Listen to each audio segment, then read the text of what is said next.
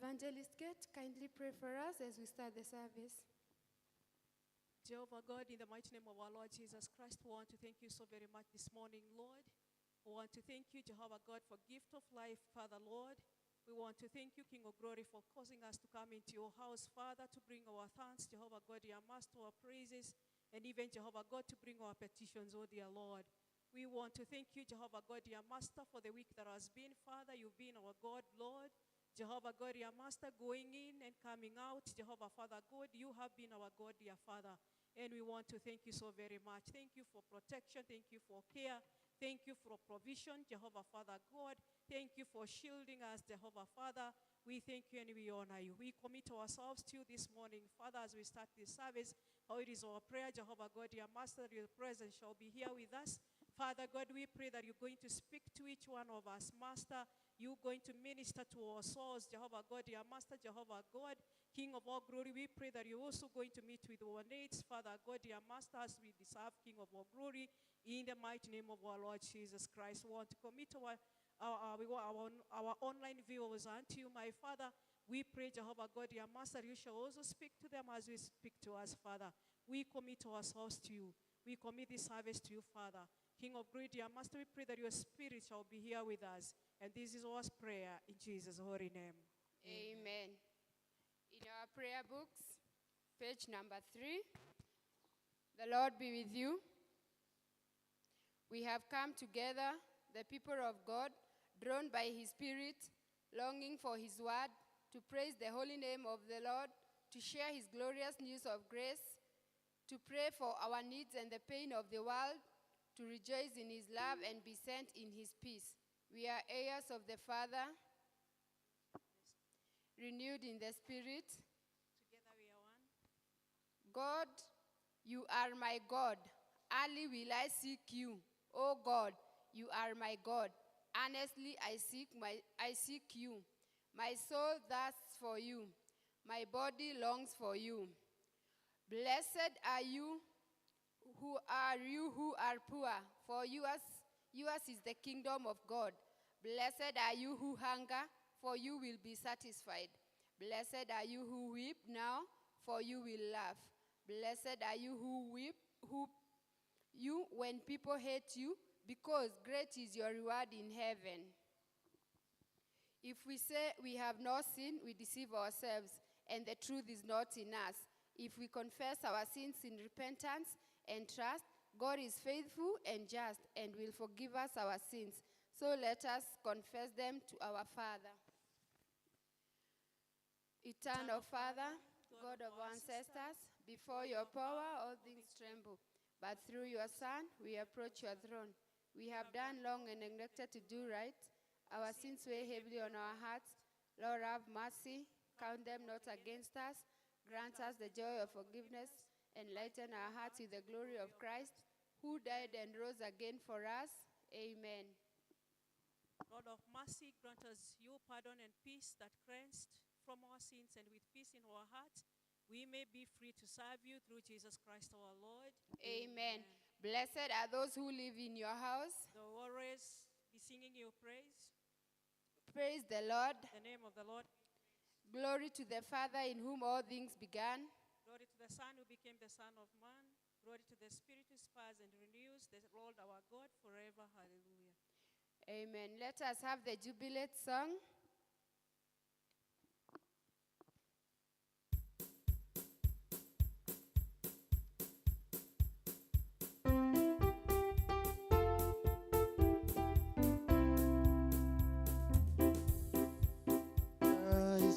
Sweet thanksgiving in my heart, I will enter his courts with praise. I will say this is the day that the Lord has made. I will rejoice for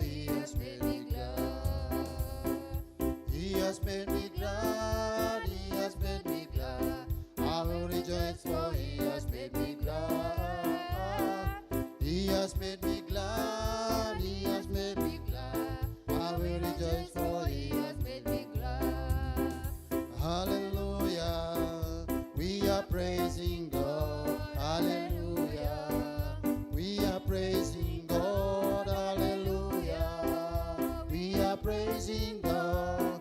I will rejoice for he has made me glad. What a mighty God we serve. What a mighty God we serve. The angels bow before him, heaven and earth adore him. What a mighty God we serve. What a faithful God we serve. What a faithful God we serve. The angels bow before him, heaven and earth adore him. What a faithful God we serve. Let us sit as we hear the lesson of the day.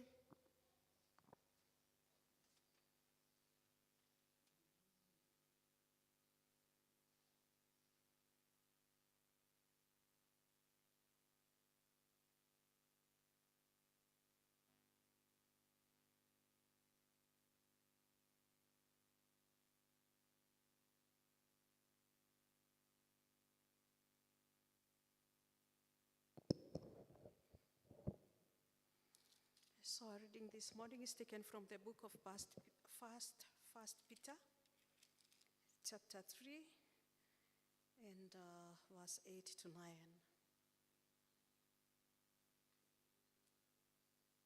First Peter, chapter 3, from verse 8. Finally, all of you live in harmony with one another. Be sympathetic, love as brothers, be compassionate and humble. Do not repay evil with evil or insult with insult, but with blessing, because to this you are called, so that you may inherit a blessing. For whoever would love and see good days must keep his tongue from evil and his lips from deceitful speech. He must turn from evil and do good. He must seek peace and pursue it. For the eyes of the Lord are on the righteous, and his ears are attentive to their prayer. But the face of the Lord is against those who do evil. Who is going to harm you if you are eager to do good? But even if you should suffer for what is right, you are blessed. Do not fear what they fear. Do not be frightened. But in your heart, set apart Christ as Lord. Always be prepared to give an answer to everyone who asks you to give the reason for the hope that you have. But do this with gentleness and respect, keeping a clear conscience, so that those who speak maliciously against you good behavior in Christ may be ashamed of their slander. It is better, if it is God's will, to suffer for doing good than for doing evil. For Christ died for sins once and for all, the righteous for the unrighteous, to bring you to God. He was put to death in body, but made alive by the Spirit, through whom also he went and preached to the spirits in prison, who disobeyed long ago, when God waited patiently in the days of Noah, while the ark was being built. In only a few people, 8 in all, were saved through water, and this water symbolizes baptism that now saves you. Also not the removal of dirt from the body, but the pledge of a good conscience toward God. This saves you by the resurrection of Jesus Christ, who has gone into heaven and is at God's right hand with angels, authorities, and powers in submission to him. And this is the word of God. Glory to you.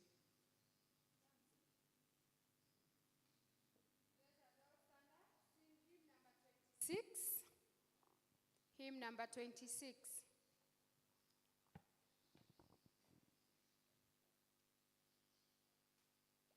Rock of ages, cleft for me, let me hide myself in thee. Let the water and the blood from the wounded side which flood be of sin the double cure. Save from one and make me pure. Good man's forever flow. Good my sin and this was sin could not atone.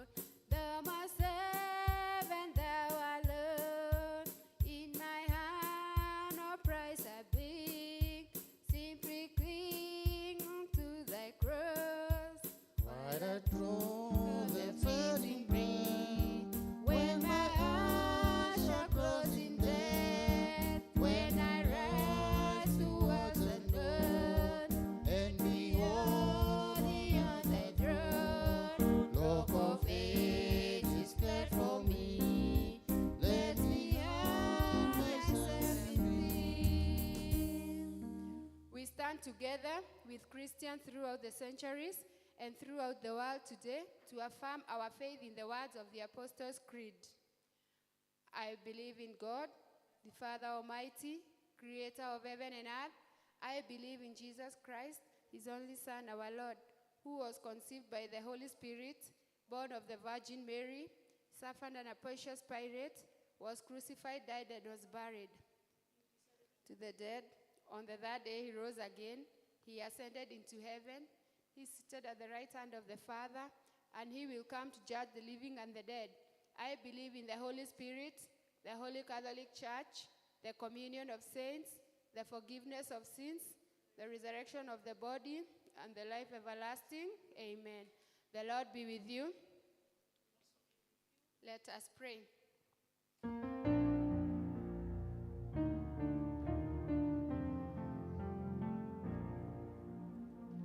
Ask and it shall be given unto you. Seek and you shall find. Knock and the door shall be opened unto you.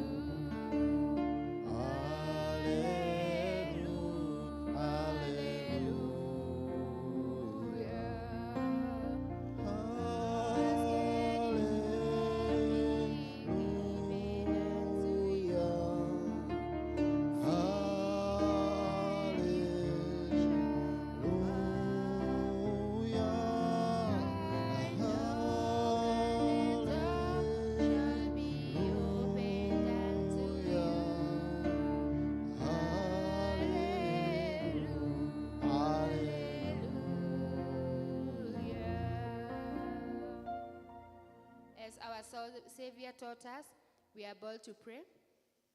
Our Father in heaven, hallowed be your name. Your kingdom come, your will be done on earth as in heaven. Give us today our daily bread. Forgive us our sins, as we forgive those who sin against us. Lead us not to temptations, but deliver us from evil. For the kingdom, the power, and the glory are yours, now and forever. Amen. Show us your mercy, O Lord. And grant us your salvation. O Lord, guide our president.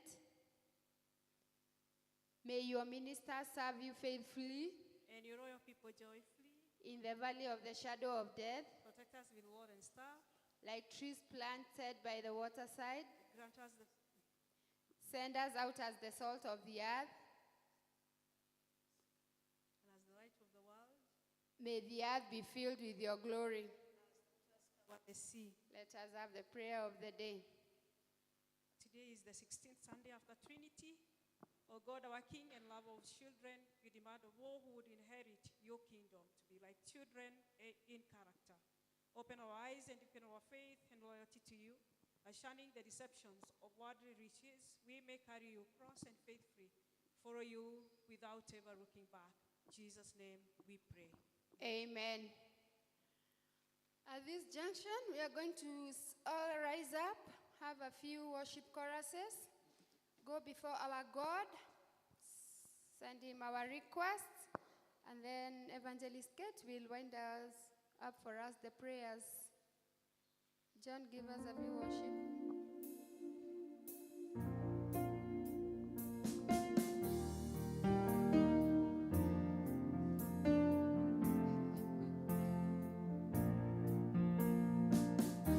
Unastahili kuabudiwa, unastahili ewe Yesu, unastahili kuabudiwa, unastahili we, unastahili we, unastahili kuabudiwa, o Bwana, unastahili ewe Yesu, unastahili kuabudiwa, unastahili we.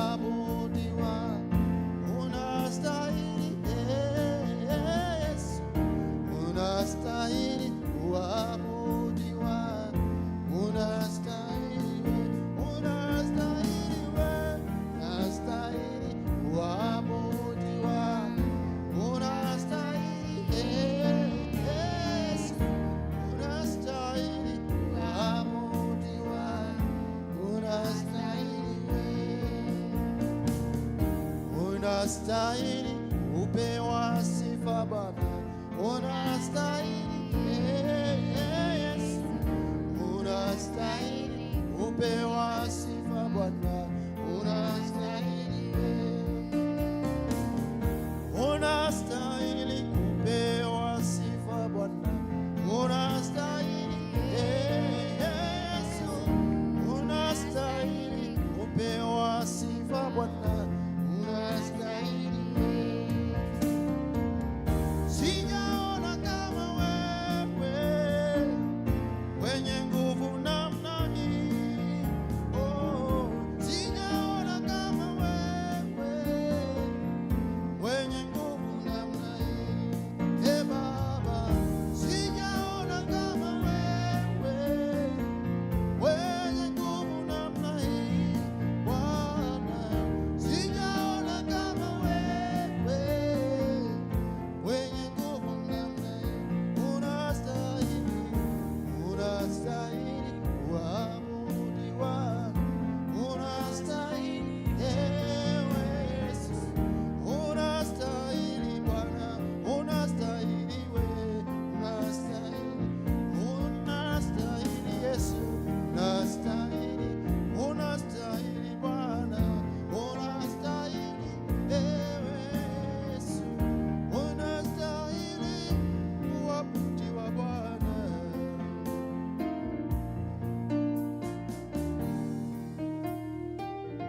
Everlasting God, in the mighty name of our Lord Jesus Christ, we thank you this morning. We honor you and we praise you, dear Lord. Father God, dear Master, you are worthy of our praises, Lord. And we have all the reasons, King of glory, to give you honor and glory this morning. Jehovah God, dear Master, we bow, Jehovah God, dear Master, to your sovereignty this morning, Lord. Jehovah God, dear Master, declaring there is no other greater God like you, King of all glory, declaring that greatest of you is your majesty, dear Father. Jehovah God, dear Master, we do acknowledge, Jehovah God, dear Master, of your greatness.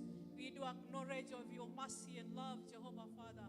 We do acknowledge of your loving kindness, King of all glory. Blessed be your holy name this morning, dear Lord. Jehovah God, dear Master, how Jehovah God, dear Master, we bring ourselves unto you, Lord, repenting of all our sins, Father, as we approach your throne of mercy this morning, Lord. Jehovah God, dear Master, we know that we sinners, Lord. Many are the times that we do fall short of your glory, dear Father.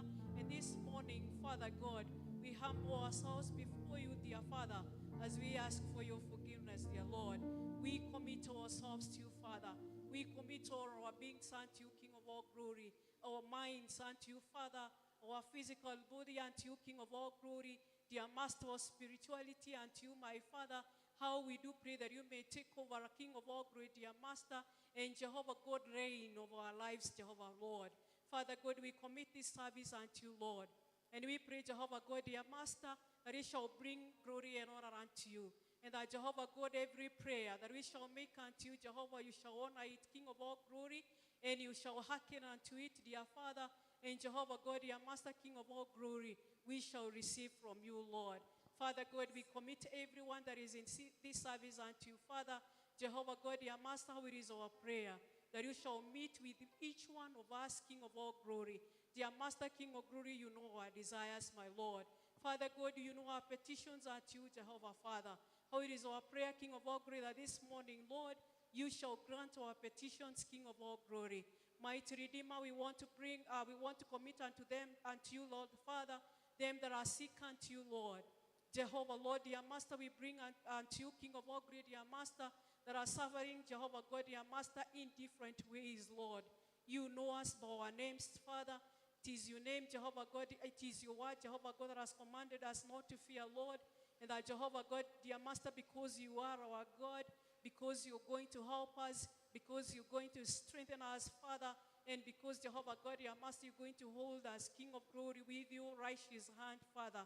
King of glory, this morning, we commit ourselves to you. We commit every one of us unto you, Father. We commit them, Jehovah God, dear Master, with various desires, Jehovah God, that you're going to meet with them, King of all glory. Dear Master, them that are in want, Father, we pray that you're going to reach out to them. Them that are in lack, Jehovah Father, we pray that you're going to provide, Jehovah Father. King of glory, them that may seem to be confused, my Redeemer and my God. Father God, you're going to give them rest, Jehovah God. Father God, King of glory, them that seem to be in unbelief, my Father, Jehovah God, your Master, you're going to cause them to believe in you and even to trust in you, Lord. Father God, we bring our country unto you. Father God, we continue praising your name, Jehovah God, your Master, for the peace that is there, for the tranquility, Jehovah God, your Master, we continue to enjoy, and we pray that it shall prevail. We commit our readers unto you, Father, praying, King of great, your Master, your heart is going to guide them, and you're going to guide them as well, Lord. We pray for the citizens of this country, my Father, and we pray, Jehovah God, for the economic hard times, that you're going, Jehovah God, your Master, to ease things for us, Jehovah God, by King of great, your Master, shunning the corruption that is in this country, my Father, so that every citizen of this country, dear Lord, dear Father, will continue, Jehovah God, enjoying being a citizen of this country. And also, Jehovah God, your Master, we shall continue, Jehovah God, enjoying, Jehovah, the sweat of our hands, Jehovah God, peacefully, Jehovah God, your Master, and in just King of all glory. We continue praying, Jehovah God, your Master, for our church. And we pray, Jehovah God, your Master, you continue, King of all glory, your Master, being the Lord, that reigns over our church, Jehovah God. Also, we want to commit our Anglican church unto you. We pray for our primate, Jehovah Father God, His Grace Jackson or Pitt, Father, Jehovah God, as he continue traversing the country, King of glory, dear Master, preaching of your word, Jehovah God, dear Master, and being the voice of the voiceless in this country, we pray that your grace shall be sufficient. We also continue praying, Jehovah God, that you shall give him the knowledge, Father, and wisdom. Father God, thank you for our diocese of Mount Kenya South. Thank you for our Bishop Charles, Lord. Father God, we continue praying for him as well, that your grace shall continue being sufficient as he continue, Jehovah God, ministering unto the whole country, unto the whole diocese, Lord, and even, Jehovah God, your Master, to our various parishes. Thank you, Father God, for all the clergy. Thank you, Father King of Grief, for all the church departments. Father God, your Master, we remember our church, St. Mary's. Thank you for our vicar, Lord. We continue praying for her, Jehovah God, your Master, that you continue establishing the work, Jehovah God, your Master, she's doing here, and also establishing the work of our hands. More so, Father, we continue praying that you continue strengthening her all the more, Lord. Thank you, Jehovah God, your Master, for the departments, Lord, of heaven, and even, Jehovah God, our Sunday school, Lord. We continue praying for our families, continue pulling them together, and every family that is in want, Jehovah God, we pray for your intervention, Lord. And we also continue praying, Jehovah God, that the families that are presented by our church, Father, shall continue praising you, King of all glory, and you shall continue being their God, Father. We commit ourselves to you, and we also pray for the word of for your word, God, that King of glory, the minister is going to minister to us, Father. King of glory, you've used this vessel before in our prayers, that Jehovah God, you shall use him again today, King of all glory. And that Jehovah God, you shall speak, King of all glory, to our very souls, Lord. We commit ourselves to you and the service to you, Father, the reader of the service to you, Father God, and everyone else that is here. And at times, Jehovah God, we come to your house with needs that we cannot tell anybody, Father. And needs, King of glory, that in depth our hearts, Lord. Father God, you know us. We know you know our very needs, King of all glory, even in depth of our hearts, Jehovah Father. We commit ourselves to you. We commit such Christians to you, Father. Them that are viewing us online, Jehovah God. Them that are here, King of glory, that need that one cannot share with anyone. Father God, we pray, King of glory, dear Father, that you may intervene, that you may come through, that you may see you people, Jehovah God, dear Master, and King of glory, reveal you face unto them, Jehovah God, and even King of glory, dear Master, meet their desires. And we pray this in Jesus' name. Amen. While still standing, we'll have hymn number 48 as we welcome our preacher, Lerida Michael. Hymn number 48, page number 25.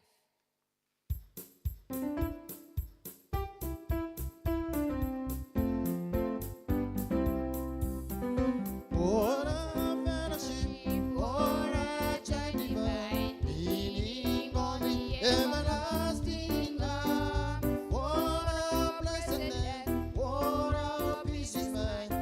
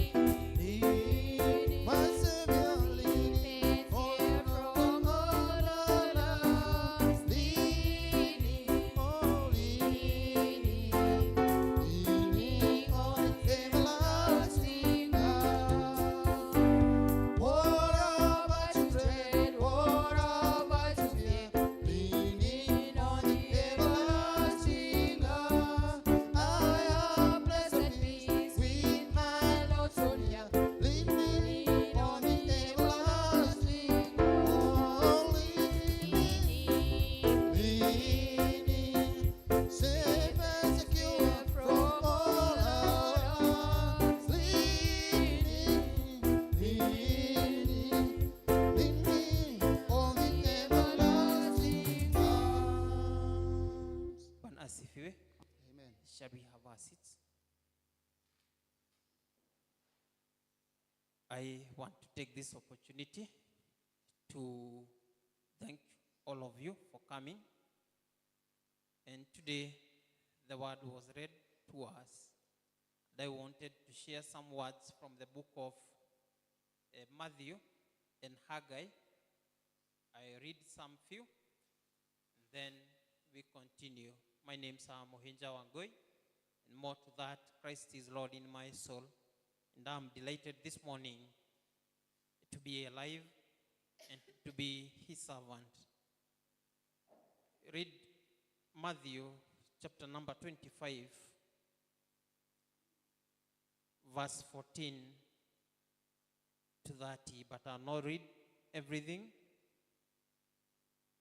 Again, it will be like a man going on a journey who called his servants and entrusted his wealth to them. One, he gave 5 bags of gold, to another 2 bags of gold, and another one a bag, each according to his ability. Then he went on his journey. Then the man who had received 5 bags of gold went and once put his money to work and gained 5 bags more. So also one with 2 bags of gold gained 2 more. But the man who had received 1 bag went off during the whole, dug a hole in the ground and hid his master's money. After a long time, the master of those servants returned and settled accounts with them. The man who had received 5 bags of gold, the other 5, master, he said, you have entrusted me with 5 bags of gold. See, I have gained 5 more. His master replied, well done, and faithful servant. You have been faithful with a few things, and I will put you in charge of many things. Come and share your master's happiness. The other man with 2 bags of gold also came, and master said, you entrusted me with 2 bags of gold. See, I have gained 2 more. His master replied, well done, good faithful servant. You have been faithful with few things, and I'll put you in charge of many things. Then the man who had received 1 bag of gold came. Master, he said, I knew that you are a hard man, harvesting where you have not sown, and gathering where you have not scattered seed. So I was afraid and went out and hid your gold in the ground. See, here is what belongs to you. The other one is Haggai, chapter number 1, starting from 1 to 11. In the 2nd year of King Darius, on the 1st day of the 6th month, the word of the Lord came through the prophet Haggai to Zerubbabel, son of Shealtiel, governor of Judah, and Joshua, son of Jozadak, the high priest. This is what the Lord Almighty says. These people say, the time has not yet come to rebuild the house of the Lord. Then the word of the Lord came through the prophet Haggai. It is a time for you, for yourselves to be living in your paneled houses, while this house remains in ruins. Now this is what the Lord Almighty says. Give carefully to your words, to your ways. You have planted much but harvested little. You eat but never get enough. You drink but never have your fill. Put on clothes but are not warm. You earn wages only to put them in a purse with holes in it. This is what Lord Almighty says. Give carefully throughout to your ways. Go up into the mountain and bring the lords to the mountain and build my house, so I may take pleasure in it and be honored, says the Lord. Bwana asifiwe. If you look at this theme that we are having this month about social capital investment. And social is people coming together. Then there is the investment. And these two texts that I've read, one from Matthew, God calls us not only to invest money or time, but to invest in people, trust, relationship, and community. Those are the three things that I would want us to take in hand. That God calls us not only to invest in money or time, but to invest in people, trust, relationship, and community. The social capital that sustains both individual and collective flourishing is being together. Bwana asifiwe. And you can have everything. You can be invested, but without people, or when you are alone, will it be of worth? No. You can have all the gold in the world, but if you are all alone, what is it? It's worth. So you need good things, and you need people to see that you have good things, isn't it? Social capital. Investing in people, good relationship, and trust. And in these times of financial constraints, money or income is of interest so much. But today we are working upon that reality about investing and investing and investing and having a lot and accumulate. But we forget to have that social life. To have that social life with our friends, with our relatives, with our family members, and with the community at large. We don't even have time for those that people in the church, but we are very busy investing to earn money, not trust, not relationship, and good relationship with other people. And it's social capital. It is trust, relationship, shared purposes, and even love. How many times do you take your phone and call your friend? I'm just checking on you. How many times do you take a phone to call your brother or your sister just to say hi? Many are times when we take these calls, when I want something from them, nimekwama mahali, nisukumie kitu. Bwana asifiwe. Do you invest in your family? When you go out to work, do you call back home to see how they are faring? Or you just call to confirm that you have left something on the table? Bwana asifiwe. Do you take time to invest in your church? God has always called his people to invest not only in temples, but in tithes, but in people. How many times do you call your priest? Not to ask whether she received or he received your tithe? No. But to just say hi. I just wanted to say hi. I just wanted to see how you are faring. Bwana asifiwe. How many times do you call your fellow worshippers? How many times do you pay a visit to the community just to see how they are faring? Investing in social capital, having good relationship with the community, and having that sense of belonging. Because if you see someone has need with you, you feel elevated. How many times do you visit the sick? That is also social capital investment. How many times do you take your time to go and visit those in prison? You uplift their spirit, give them hope. We are all sinners, but visit them, talk to them, socialize with them, let them feel they have a family. How many times do you go to church fellowships? Not the service.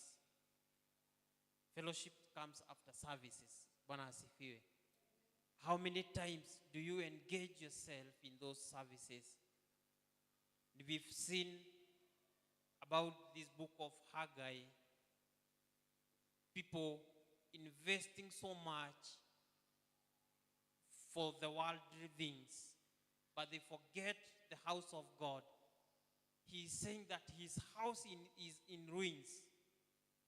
It is a call to us this morning that we build his house.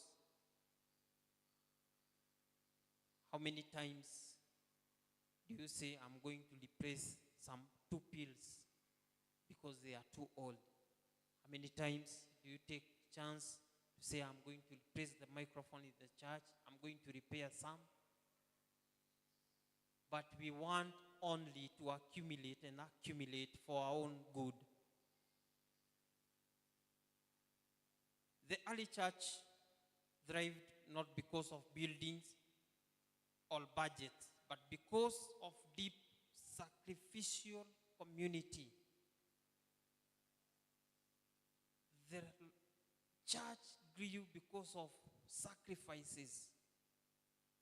The more you sacrifice to the church of God, it grows. You grow even the society, even the community for your own sacrifices. So today we ask, what does it mean to invest in social capital? What does it mean to invest in a social capital? And why does it matter to God? And I have some few points that I want us to see why we should invest in a social capital and what does it matter to God. And point number 1 is, God sees the ways we prioritize our investment. And that one you can see it in Haggai 1, verse number 2 to 9. God sees the way we prioritize our investments. And in Haggai, the people were building their own fancy houses while God's house was in ruins. The center of the community worship was in ruins. It laid in ruins.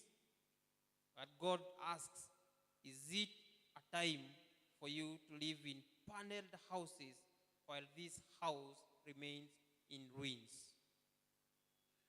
Investing in social capital. God sees the way we prioritize our things and our investments. And this wasn't just a physical building. It was about neglecting the shared spiritual and social life of the people of God. And that is what we have been talking about. Taking time to visit the sick, visiting the needy. And we do have the same when we invest in our careers, comfort and private lives, while neglecting these good relationships with communities and other people within our environs. How many times have you knocked on the doors of your neighbors, not to ask for matchbox, not to ask for salt because it is late night and you cannot get any shop that is open, but just knocking and saying, I have just come to check on you because we have not seen each other for a longer time. Bwana asifiwe. How many times do you knock those doors of your neighbors? And most of the time, we knock when we need something. How many times do you invest with those that you live together with them?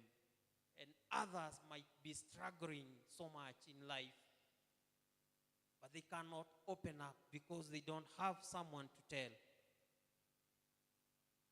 And you are there, and you are Christian, born again Christian, going to church every day. How many times do you fellowship with these people?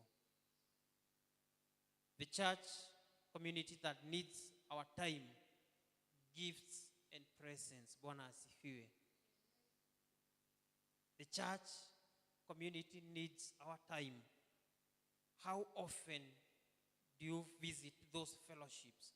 How often do you go to church? How often do you come to this house? Or you only come on Sunday because it's a sacred day? How other times, how are you doing about them? Are you coming empty-handed, or you are coming with gifts? These gifts of tithe, offering, and even thanksgiving.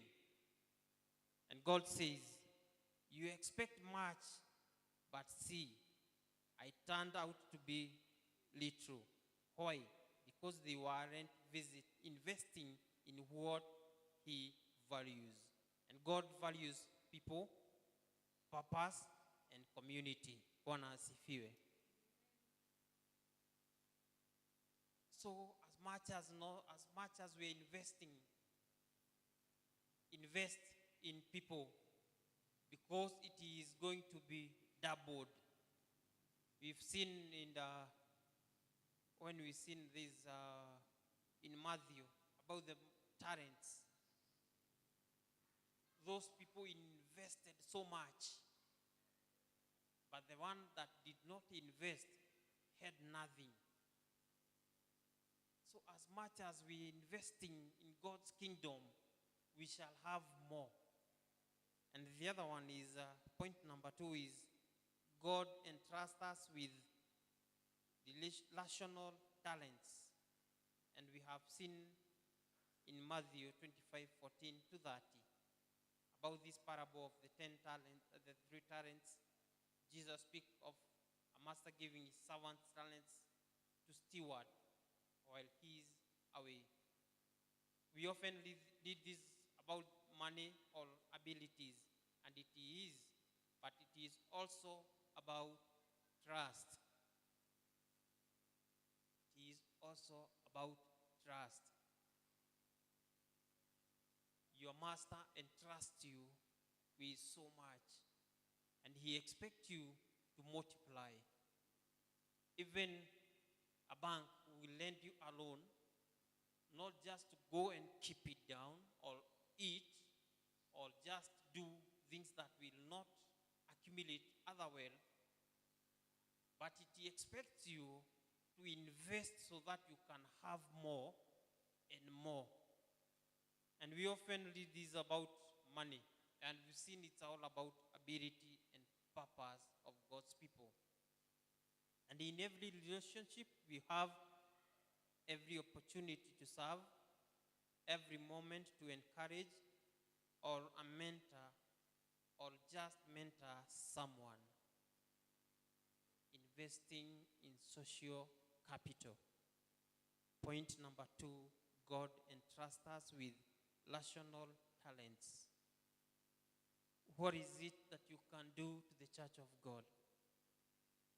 What is it that you can do to the community as a voluntary, not expecting any payment, not expecting any wages, not expecting any favors? What can you do for the community? And what can you do for the Church of Christ?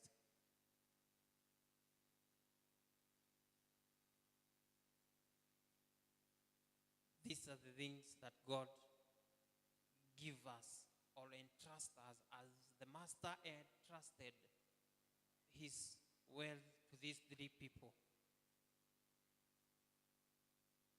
What is your hidden voice? Do you speak against evil? Do you speak against bad things that are happening, or you just keep quiet? You have a voice.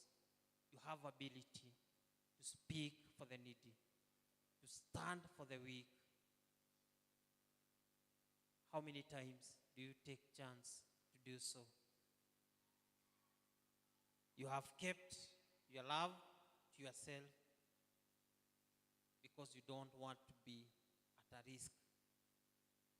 You don't want people to come after you because you said something that is right.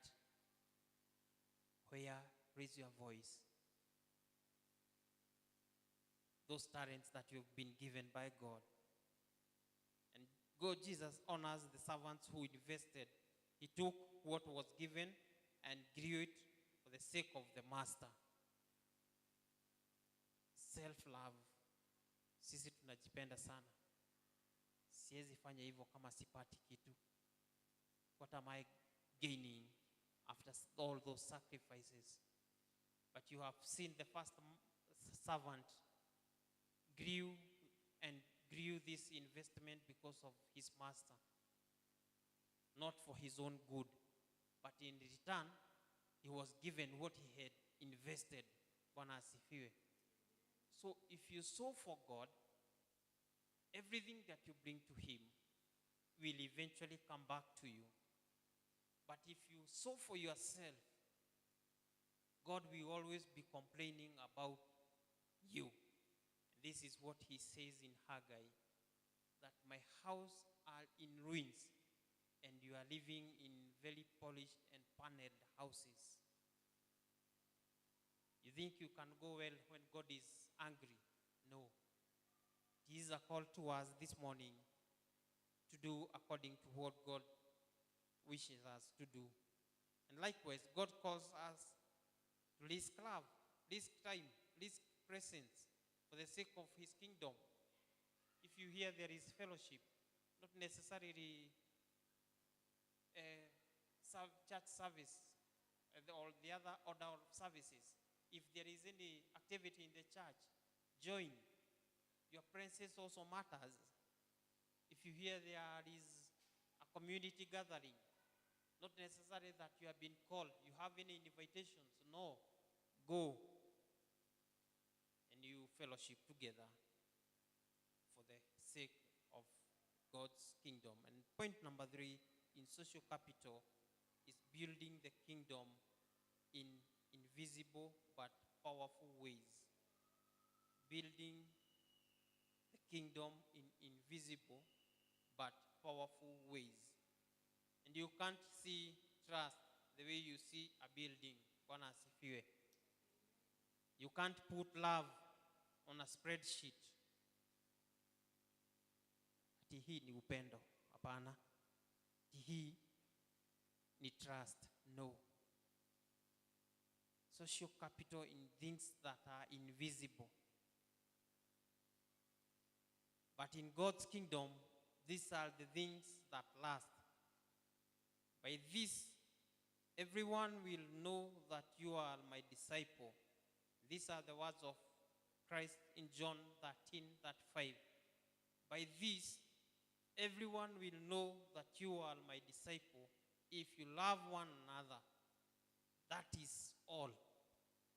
You cannot spread love here. Something that cannot be seen. Trust cannot be seen or touched. But if you do what God wants us to do, eventually people will see that you are God chosen. Social capital is the glue of a thriving church that is growing, a healthy marriage, compassionate neighborhood, and resilient generation. Invest in social capital, and you will have a thriving church, healthy marriage, a compassionate neighborhood, and a resilient generation, because it is growing on a good foundation of God. Invest wisely. invest in people. It's what holds us when crisis hit, love and trust. That whenever you are in difficult times, you can trust someone that will come for your help. How many times can people rely on you? That if I call this person, for sure I'm going to get well. If I call this person, he will sort me. People show up not because they have to, but because trust has been built. People show up not because they have to, but because trust has been built. And God is glorified not just in what we do, but in what we live together. And this, how to start investing in social capital. Ask yourself, who can I invest relationally this week? We've seen our theme this month that is saying that invite your friends, invite people for a cup of tea. That is investment. And you build good relationship with these people. Have someone you can mentor. Then the other one is, where am I holding back love because of fear or pride? Why are you holding back love to others because of fear or pride? Am I building my own panel houses while God's house is in ruins?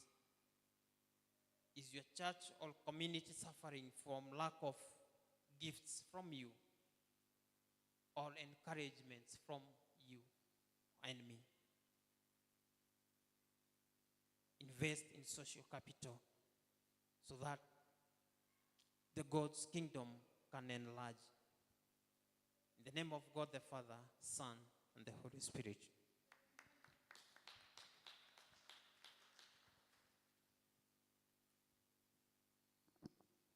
Thank you for the powerful sermon. He who have ears have heard. For our offering, let us have hymn number 54. Hymn number 54, page number 28.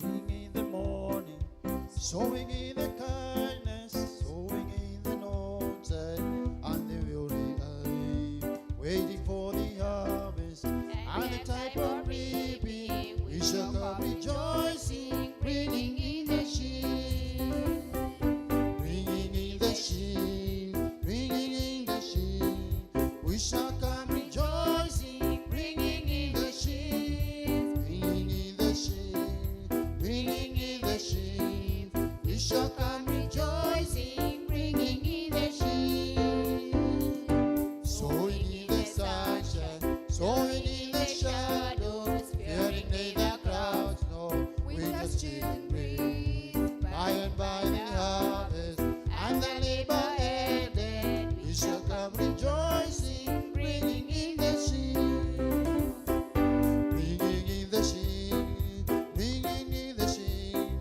we shall come rejoicing, bringing in the sheep, bringing in the sheep, bringing in the sheep, we shall come rejoicing, bringing in the sheep. Father God, we want to thank you, King of all glory, because you have been with us since the start of the service, Lord. You have spoken to us, Lord, and it is our prayer that we shall read your word, God. And now, Father God, we want to thank you for these gifts. We do pray, Jehovah God, that you may bless each and every one. Jehovah God, your master as well, Father. And we pray that these gifts are going to be used, King of all glory, Jehovah God, to further your kingdom and even for your own glory. Jehovah God, go with us, King of all glory. We ask you presence, Jehovah God, to be with every one of us as we walk, Jehovah God, out of this church. And we pray that in the whole week, Jehovah Father God, you shall be our God. When we go seeking, we shall find. Jehovah God, dear Master, and even our coming in, King of all glory, dear Master, you shall be with us. You shall protect us. You shall provide for us, Lord. And Father, we commit ourselves to you, God, that we may be yoked in your word. And we pray this in Jesus' name. Amen. We give all the glory to Jesus and tell of his word, and tell of his word. We give all the glory to Jesus and tell of his wonderful love.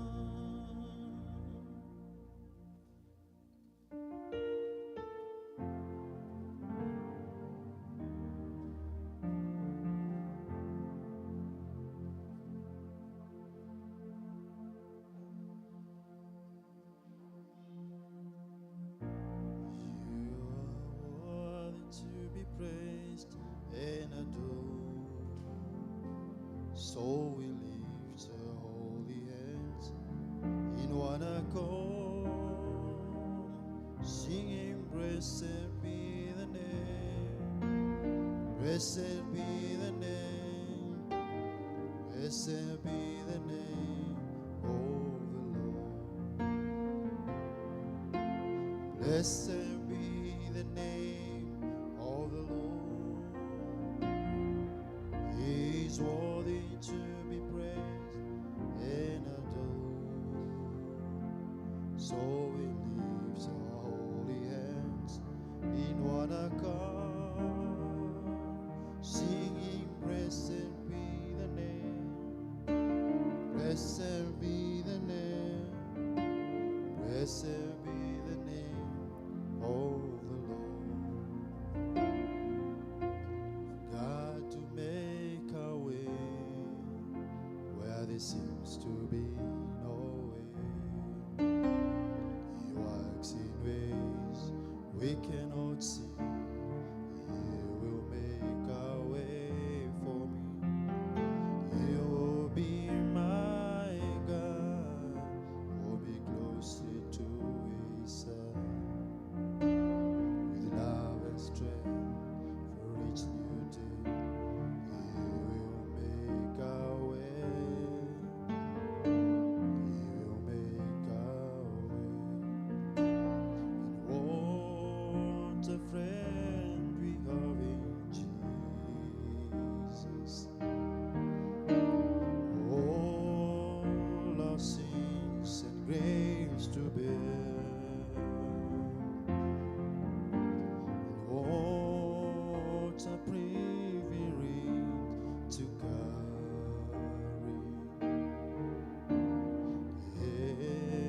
everything to God in prayer.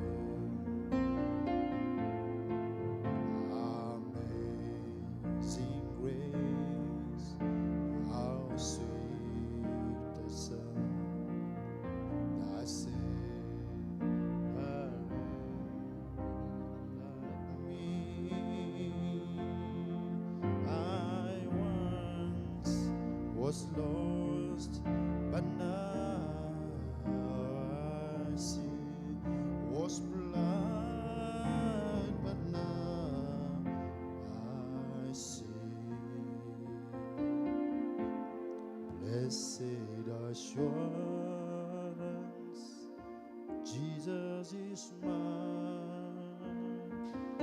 Oh, what a foretaste of glory divine, head of salvation, purchase of God, born of his spirit, washed in his blood. This is my story, this is my soul,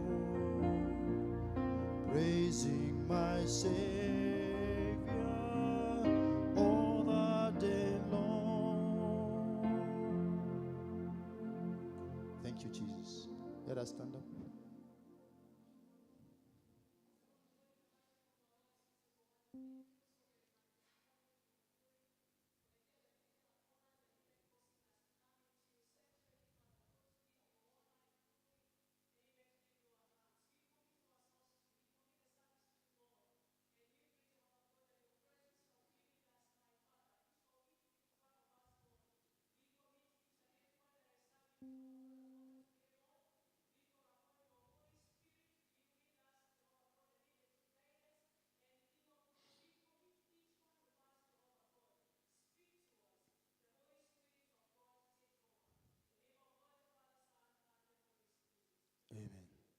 To start our service, we open our hymn books. Hymn number 19, page number 10. To God be the glory. Hymn number 19, page number 10.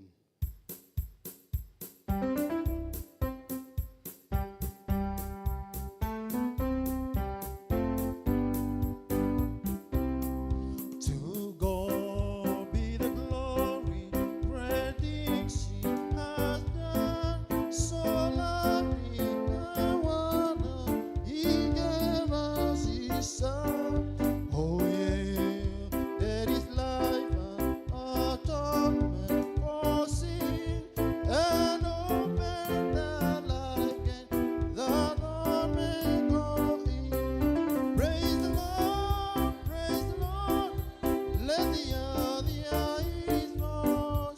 Praise the Lord, praise the Lord. Let the people rejoice. Oh, come to the Father, to Jesus, the Son, and give Him the glory, the things He has done. Oh, perfect redemption, the purchase of blood to every believer, the promise of God, everless offender who truly believes that moment from Jesus a pardon receives. Praise the Lord, praise the Lord. Let the earth hear His voice. Praise the Lord, praise the Lord. Let the people rejoice.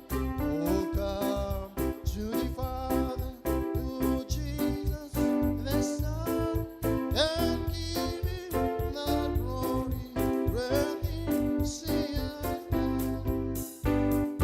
Great things He has taught us, great things He has done, and greater rejoicing through Jesus the Son.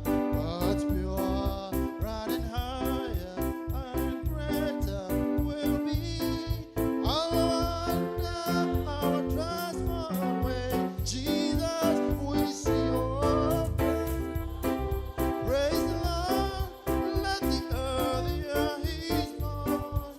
Praise the Lord, praise the Lord, let the people rejoice. Oh, come to the Father, through Jesus the Son, and give Him the glory, great things He has done. The Lord be with you. We have come together, the people of God, drawn by His Spirit, longing for His word, to praise the holy name of the Lord, to share His glorious news of grace, to pray for our needs and the pain of the world, to rejoice in His love and be sent in His peace. We are heirs of the Father, renewed in the Spirit. Come, let us go to the mountain of the Lord. He will teach us His ways, so that we may walk in His paths. Before they call, I will answer. While they are still speaking, I will hear. This is the one I esteem, he who is humble and contrite in spirit and troubles at my word. If we say we have no sin, we deceive ourselves, and the truth is not in us. If we confess our sins in repentance and trust, God is faithful and just, and will forgive us our sins. So let us confess them to our Father. Eternal Father, grant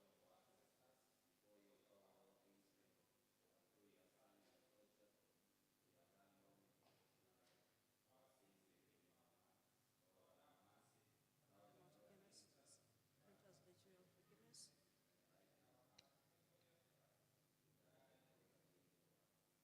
Lord of mercy, grant us your pardon and peace that cleanse from our sins, and with peace in our hearts, we may be free to serve you through Jesus Christ our Lord.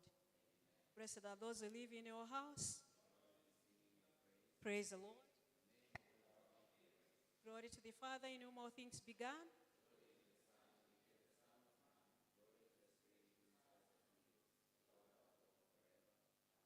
We'll ask John to read us with a few choruses, like 3.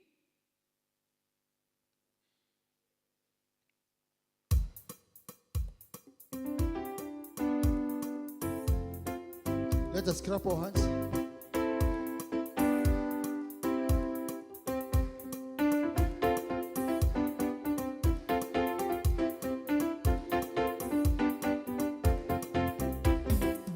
Hey Baba, hey Baba, hey Baba, pokea sifa. Hey Baba, hey Baba, hey Baba, pokea sifa. Hey Baba, hey Baba, pokea sifa leo. Hey Baba, pokea sifa. Hey Baba, hey Baba, hey Baba, asubuhi leo. Baba, toka moyoni kwetu. Baba, hey Baba, hey Baba, pokea sifa. Sipokee siku ya leo, Baba twakuletea. Hey Baba, ewe Baba, ewe Baba, ewe Baba. Hakuna Mungu kama wewe, hakuna Mungu kama wewe, hakuna Mungu kama wewe, hakuna na hata kuwepo, hakuna Yesu, hakuna hakuna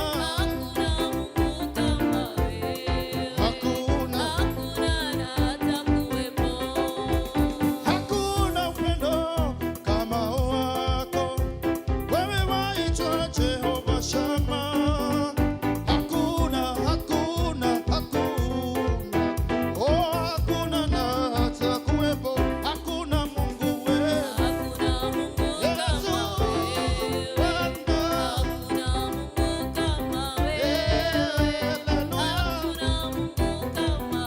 Hakuna, hakuna, nimetembea, nimetafuta,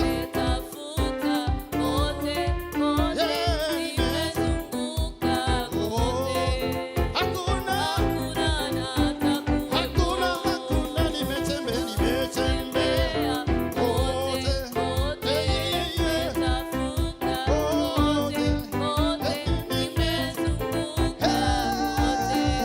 hakuna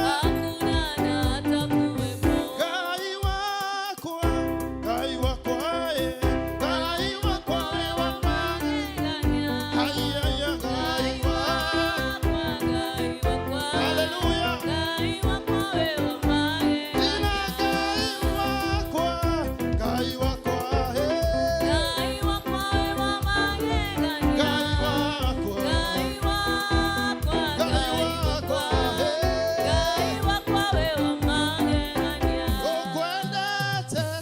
Sokwendete Jesu.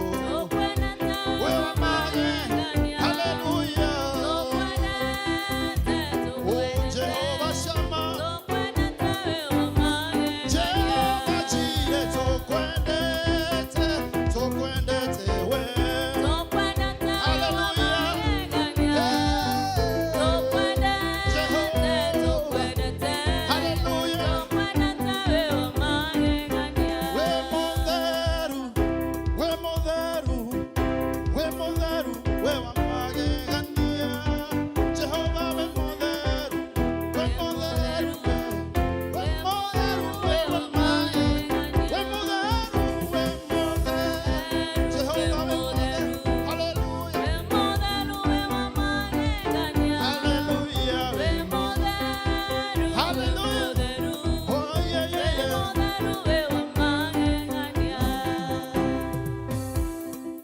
Sit down and listen to the lesson of the day.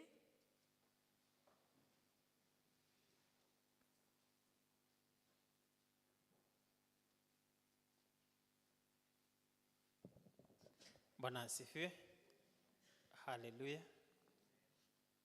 We are reading from the book of Exodus, chapter number 14, starting from verse number 10 to 15. Then we go to Mark 5, 21 to 35. Exodus 14, 10 to 15. As Pharaoh approached, the Israelites looked up, and there were the Egyptians marching after them. They were terrified and cried out to the Lord. They said to Moses, "Was it because there were no graves in Egypt that you brought us to the desert to die? What have you done to us by bringing us out of Egypt? Didn't we say to you in Egypt, 'Leave us alone, let us serve the Egyptians'? It would have been better for us to serve the Egyptians than to die in the desert." Moses answered the people, "Do not be afraid. Stand firm, and you will see the deliverance of the Lord will bring you today. The Egyptians you see today, you will never see them again. The Lord will fight for you. You need only to be still." Then the Lord said to Moses, "Why are you crying out to me? Tell the Israelites to move on." The other reading is from Mark chapter number 5.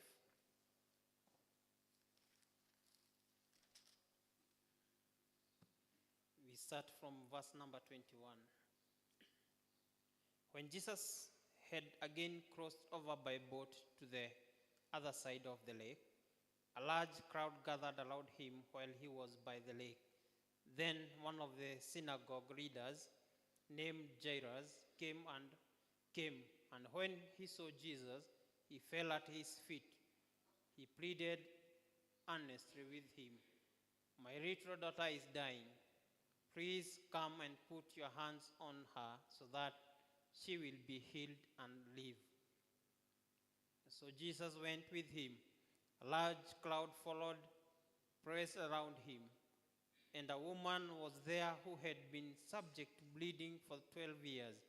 She had suffered a great deal under the care of many doctors and had spent all she had, yet instead of getting better, she grew worse.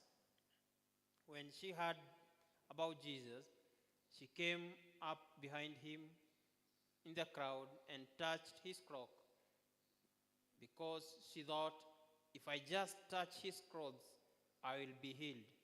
Immediately her bleeding stopped, and she felt her body that she was freed from her suffering. At once, Jesus realized that power had gone out from him. He turned around in the crowd and asked, "Who touched my clothes?" "You see the people crowding against you," his disciples answered, "and yet you can ask, 'Who touched me?'" But Jesus kept looking around to see who had done it. Then the woman, knowing what had happened to her, came and fell at his feet, and trembling with fear, told him the whole truth. He said to her, "Daughter, your faith has healed you. Go in peace and be freed from your suffering." While Jesus was still speaking, some people came from the house of Jairus, the synagogue leader. "Your daughter is dead," they said.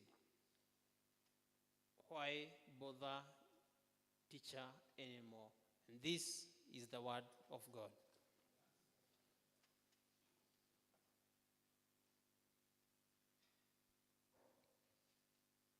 We sat together with Christians throughout the centuries and throughout the world today to affirm our faith in the words of Apostles' Creed. I believe in God, the Father Almighty, creator of heaven and earth.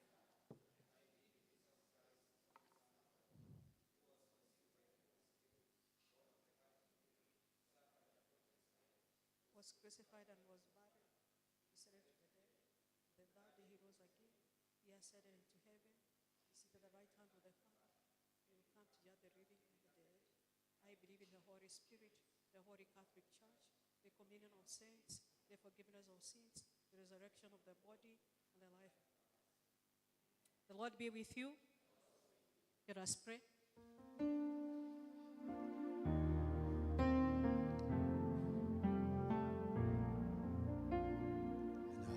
Ask any child, be given unto you.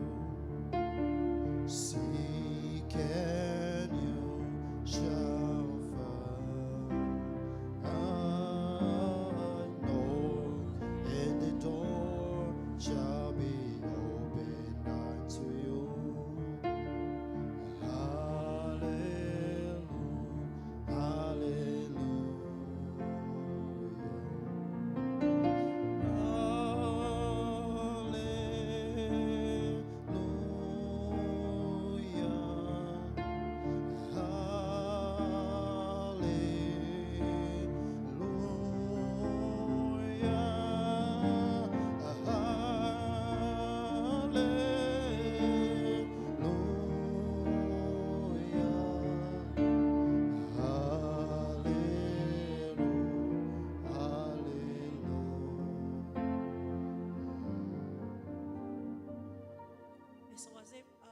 As our Savior taught us, we are able to pray. Our Father in heaven, hallowed be your name. Your kingdom come. Your will be done on earth as in heaven.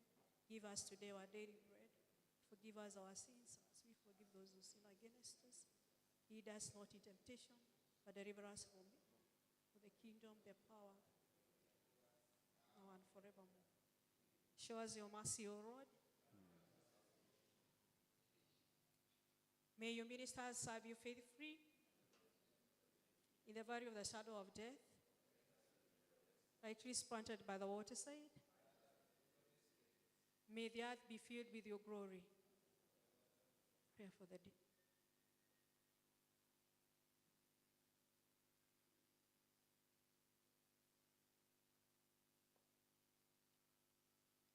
Today is the 16th Sunday after Trinity.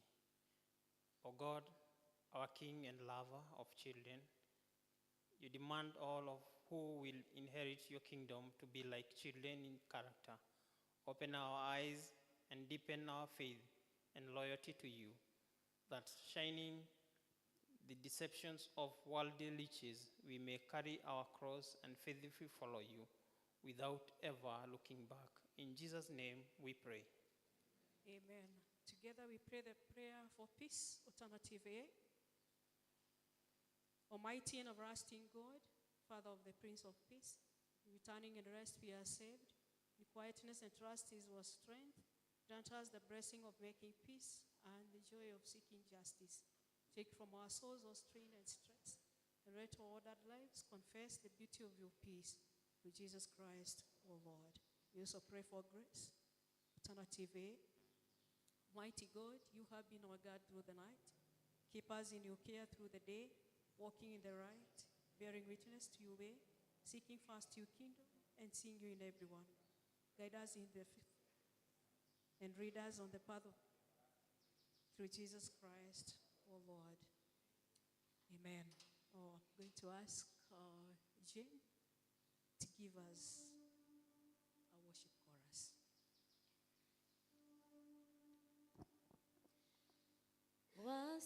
Wastahili ewe Bwana,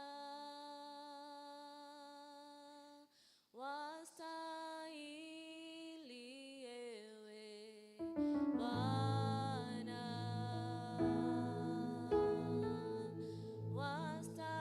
wastahili ewe Bwana, kupokea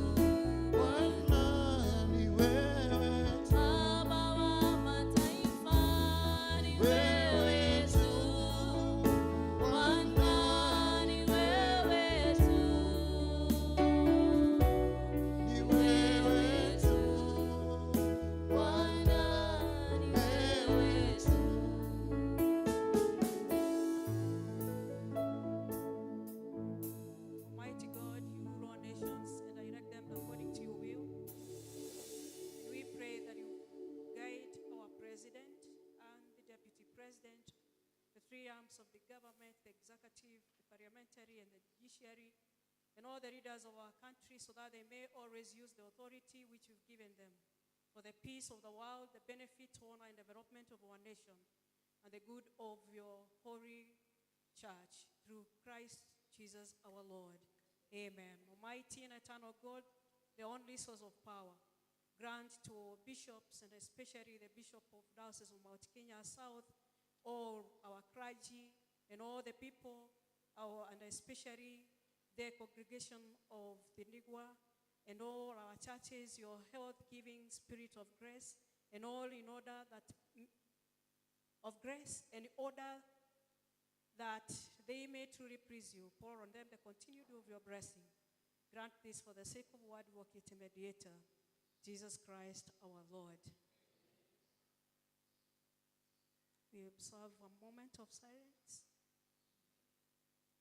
And in that moment, you can tell God what you cannot tell anybody, what you cannot share with anybody.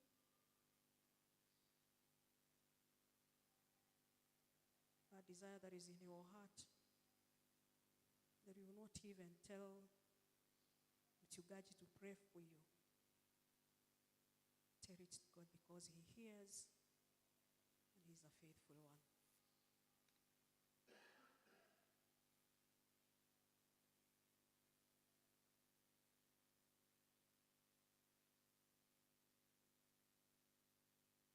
Your silence is full, irresistible. Your presence is joy unspeakable.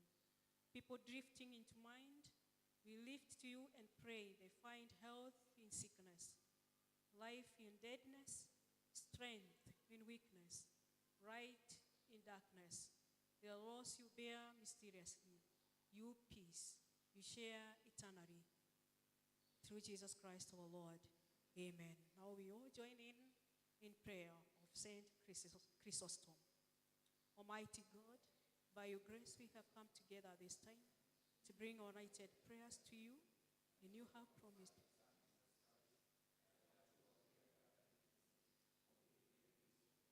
Fulfill now our desires, petitions, as may be best for us, granting us in this world knowledge of your truth, and the world to come, life everlasting. Jesus Christ our Lord. Amen. Amen. And now this time we give it to choir to come and present a number. Choir.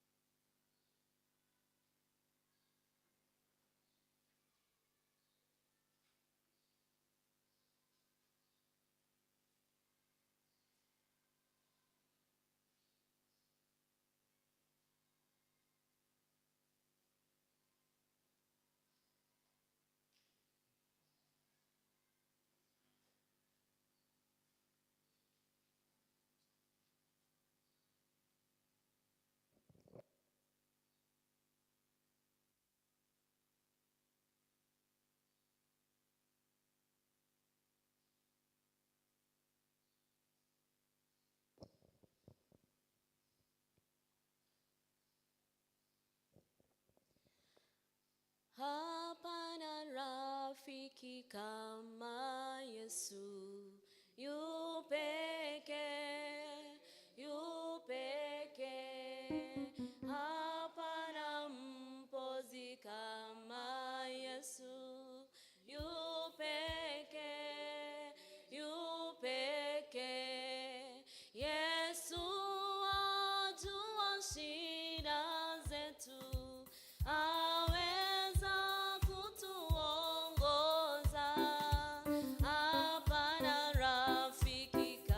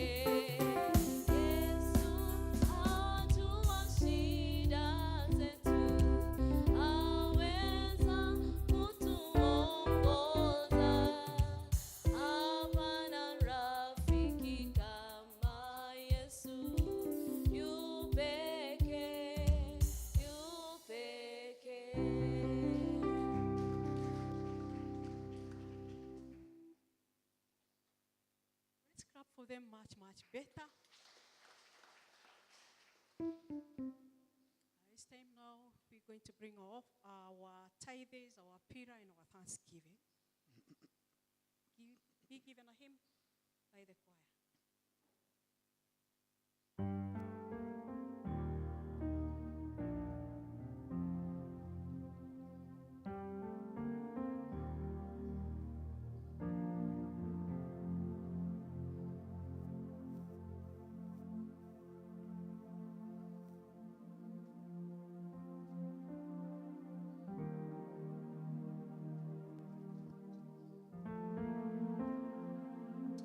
Hymn number 26, page number 13.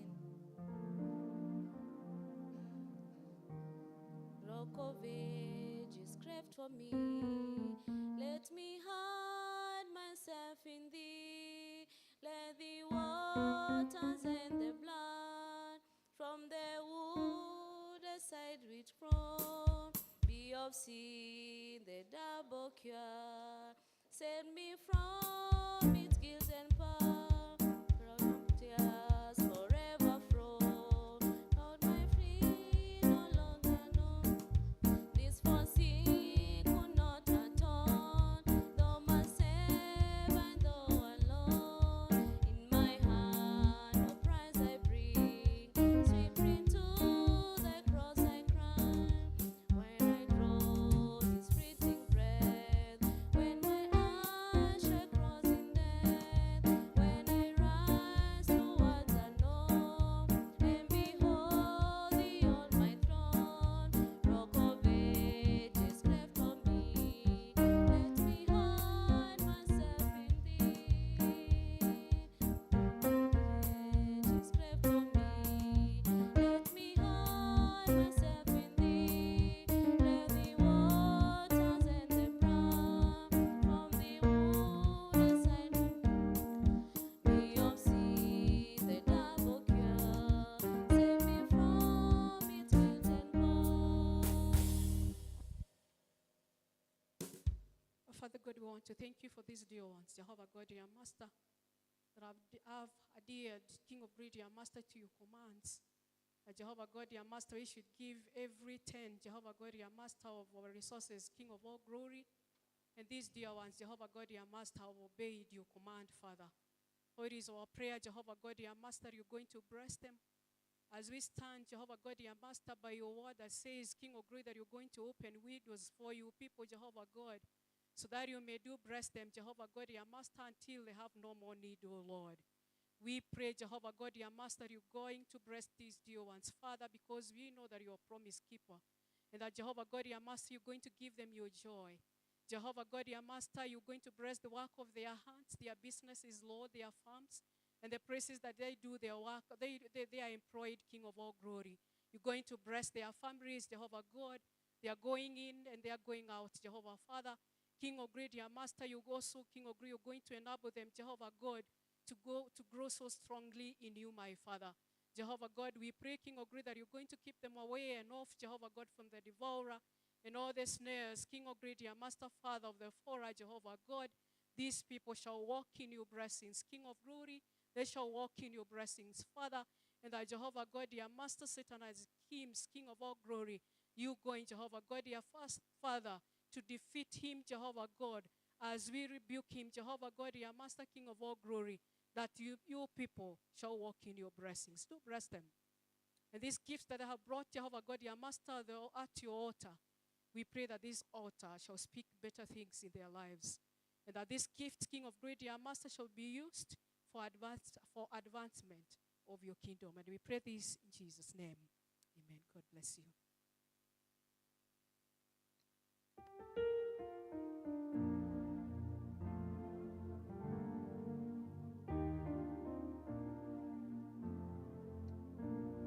And now may all men come and praise the Lord.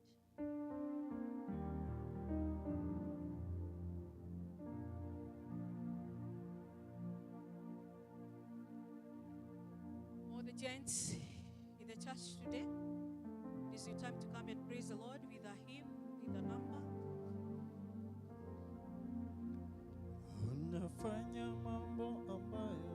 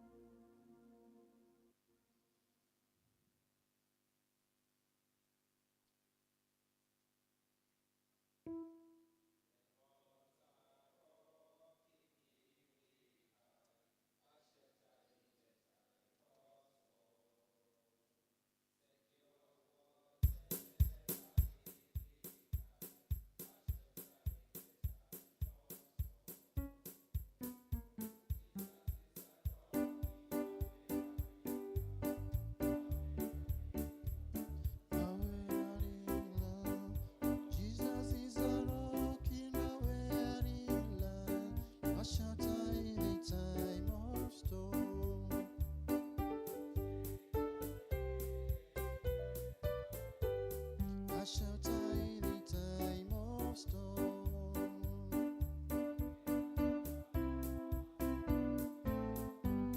A shelter in the time of storm. Oh, Jesus is a rock in a weary land, a weary land, a weary land. Oh, Jesus is a rock in a weary land, a shelter in the time of storm.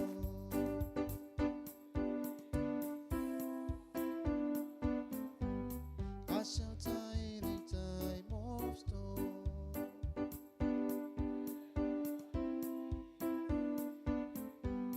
A shelter in the time of storm.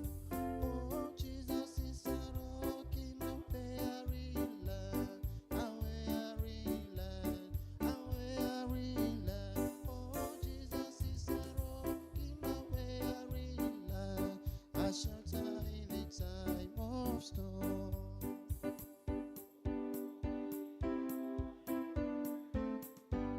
A shelter in the time of storm.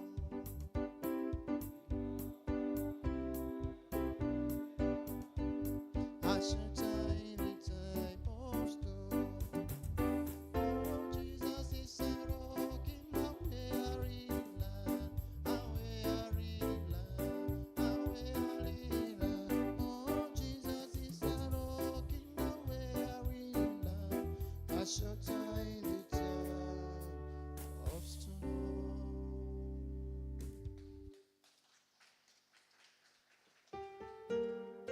We want to clap better, church. Bado. Can we clap better?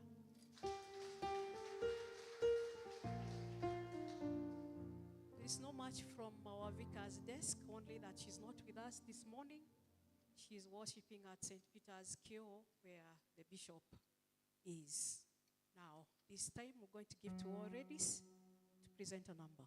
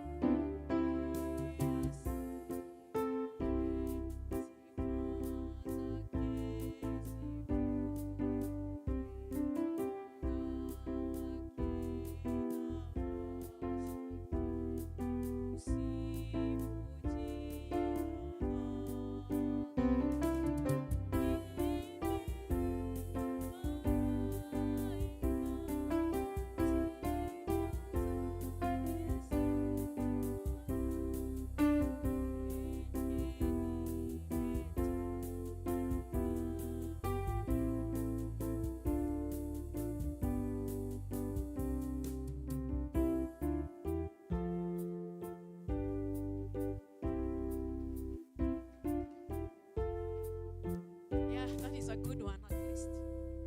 Umejaribu. Notices?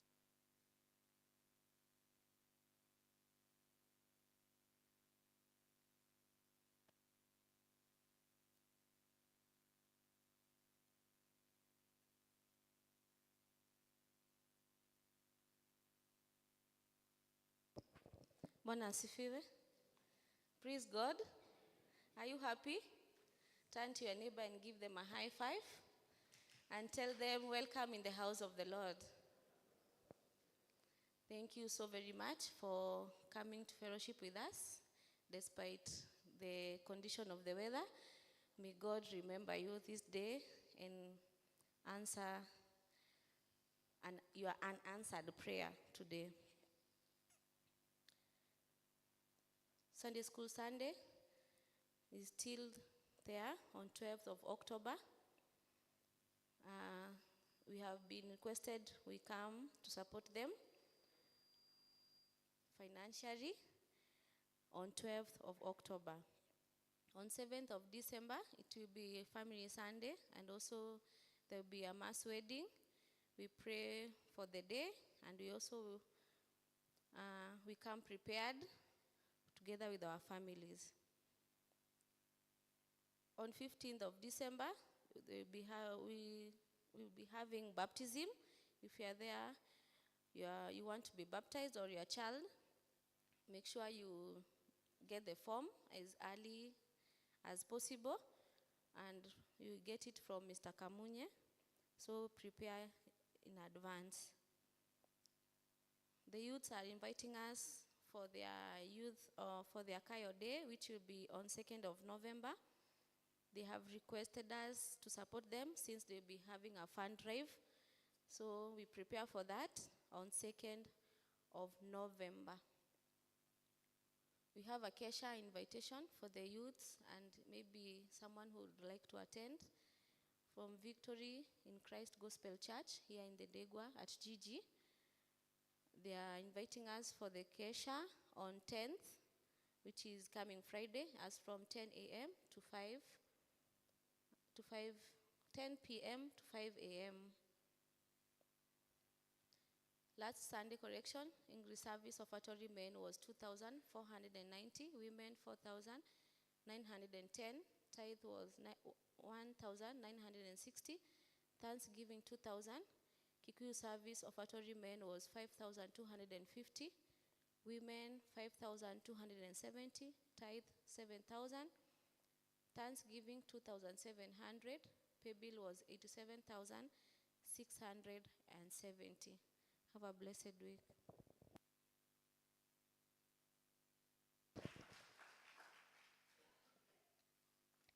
Thank you, Jen. I do not know whether we have any Sunday school teacher here to hammer on their day. Yeah, they want to send a teacher, so any Sunday school teacher?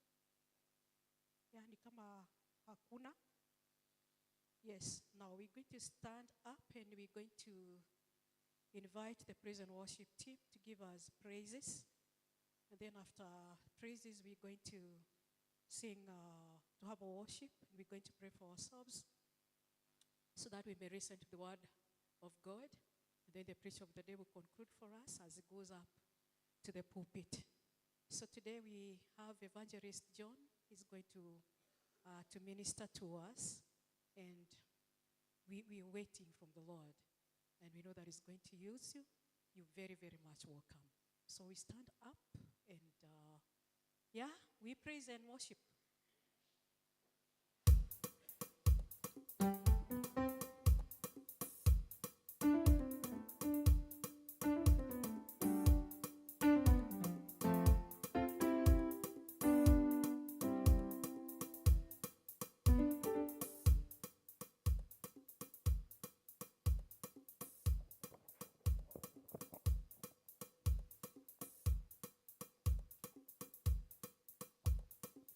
Amen. Good morning, everyone. Good morning. Bwana asifiwe. Tuko salama. Yeah, it is time to praise the Lord. Tuchangamke as we praise the Lord. Sindio?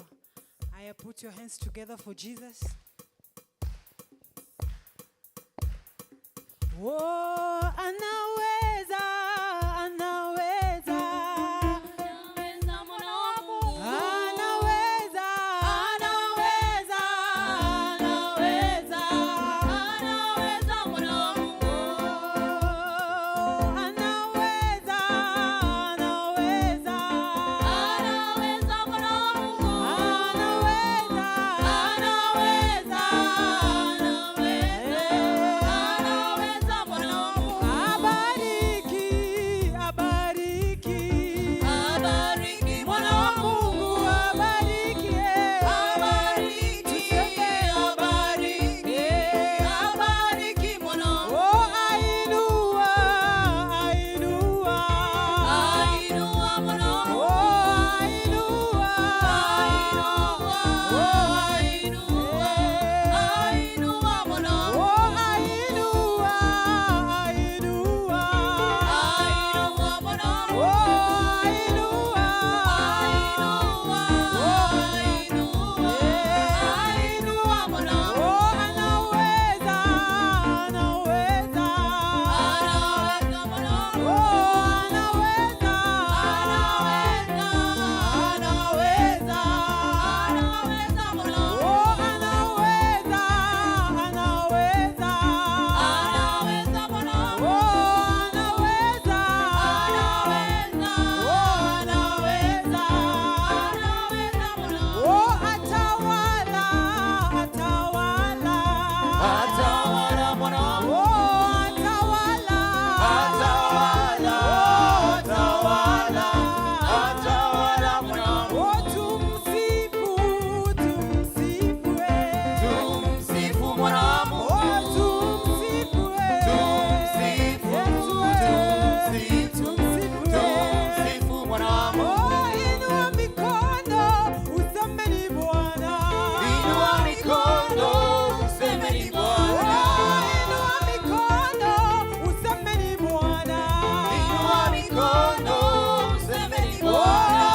inua mikono, usemeni Bwana, Inua mikono, usemeni Bwana. milele wa milele, Mungu wa baraka ni nani sema? Wa milele Mungu wa baraka ni Yesu. Oh, wa milele, Mungu wa baraka ni nani yeye? Wa milele Mungu wa baraka ni Yesu. Oh, anafanya nini maisha yako? Azungukia maisha yako. Anafanya nini maisha yako? Azungukia maisha yako. Anafanya nini maisha yako? Azungukia maisha yako. Anafanya nini maisha yako? Azungukia maisha Oh, yako. Yahweh, Yahweh. Yahweh, Yahweh. Yahweh, Yahweh. Yahweh, Yahweh. Yahweh, Yahweh. Yahweh, Yahweh. Tutasema Yahweh, Yahweh. Yahweh, Yahweh.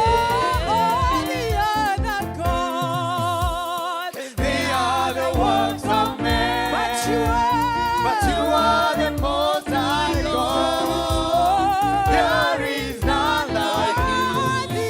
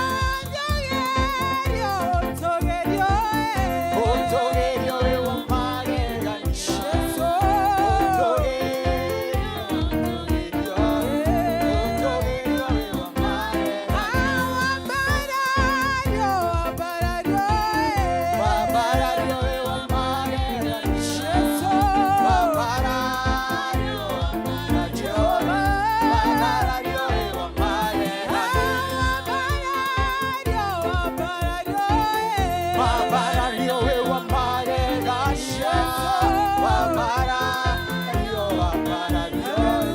Mabarario we wa magegania. God, we give you all the praise and honor this morning. We are saying there is none other like you. Let's prepare our heart as we worship the Lord, as we go in before His presence. Hallelujah. Unaweza kufanya, unaweza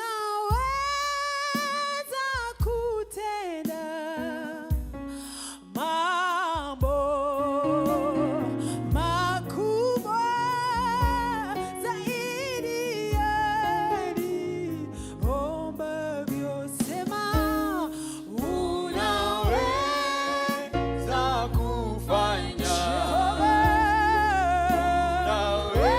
Unaweza kutenda mambo makubwa zaidi ya niomba. Asema tena, Unaweza kufanya. Jehova. Unaweza kutenda mambo makubwa zaidi ya niombavyo. Sema tena, Unaweza kufanya. Jehova. Unaweza kutenda Mambo makubwa zaidi. Open your mouth and ask the Lord. Go before the presence of the Lord. Lord, we magnify you. We honor you this morning. There is none other like you, oh God. You are worthy, Lion of Judah. You are worthy, King of Kings. Oh, we worship you this morning, my Father. We lift you up, Jehovah. There is none other like you. Thank you for the Father, Lord, you have brought us. Thank you for what you have done, oh God.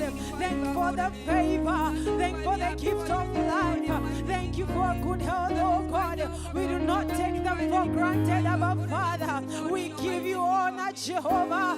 We glorify you, my Father. Pokea ibada ya sifa asubuhi ya leo kutoka ndani ya mioyo yetu, Jehova. Pokea sifa, utukufu ni zako. Tunanyenyekea miguuni pako asubuhi ya leo tukisema hakuna mwingine aliye kama wewe. Tunaliabudu na kulitukuza jina lako. Hatuna jina lingine isipokuwa jina lako. Hakuna jina lingine linauweza. Jina lako tunakimbilia na tunapona. We honor you, Jehovah. We give you glory, oh God. We magnify you, my Father. Even as we prepare to listen to your word, we pray that, my God, may you speak to our heart. May you heal our heart, even our body, my God. We declare healing this morning. We declare healing, oh God, in the name of Jesus. You said that you are God. You have never been defeated. And we declare that, Lord, you are the victory. And we are the victory, my Father, because you are worthy, you are mighty. In the name of Jesus, we give you glory and we honor you as we worship you, dear Lord. Jesus, you are Yahweh, you are Yahweh, you are Yahweh, you are Yahweh, you are Yahweh, Alpha and Omega. Say you are.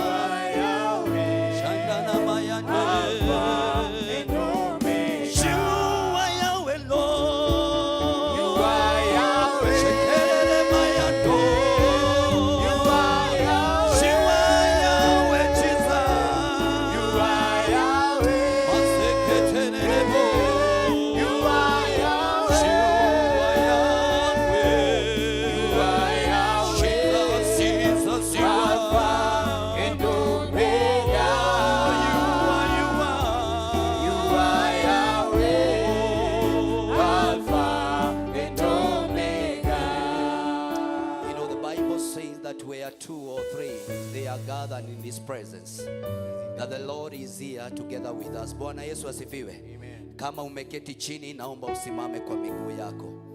And I want us to do an exercise of 1 to 2 minutes. I want you to hold the hands of the people that you are seated together in the same pew. Ninaomba ushikane mikono. You make a circle with those people that you are seated in the same pew with. Sijasema ambao wako nyuma yako, nimesema ambao mko karibu na wao. Yes, in the same pew, kindly make a circle with them. A circle. Hata kutoka kwa kiti ni vizuri. Yes, it is good. It is good. It is good. Make a circle with them. Make a circle with them. Make a circle with them. Yes, look for a circle and join them. Yes, my brother huyo mwenye ako na white and black, kindly join these 2 brothers here. Yes. Yes, you can join hands together, both of you. Yes. Mshikane mikono yote miwili. Mshike mikono yote miwili. Some of us do not know each other by their name. Kindly jua huyu mtu mwenye umeshika mkono. It is a privilege that you have been given just to know their name. Just know their name. Just know their name. Hii sako ni kubwa sana. Naomba ikatwe iwe mara 2 tafadhali. It is so big. Kindly. Yes. Have you known their names? Yes, kindly close your eyes now. You know, some of us come to the house of God and we are unable to pray for ourselves because of the things that we have been going throughout the week. And sometimes we need only one person to lift us up so that we can reach to our destination. Tunastaka tu mtu mmoja ambaye atatushika mkono na kutukumbusha ya kwamba bado Mungu anatujali. Na nataka ufungue kinywa chako. To those names that you have heard your neighbor mentioning, I want you now to start praying for them. Just fungua kinywa chako.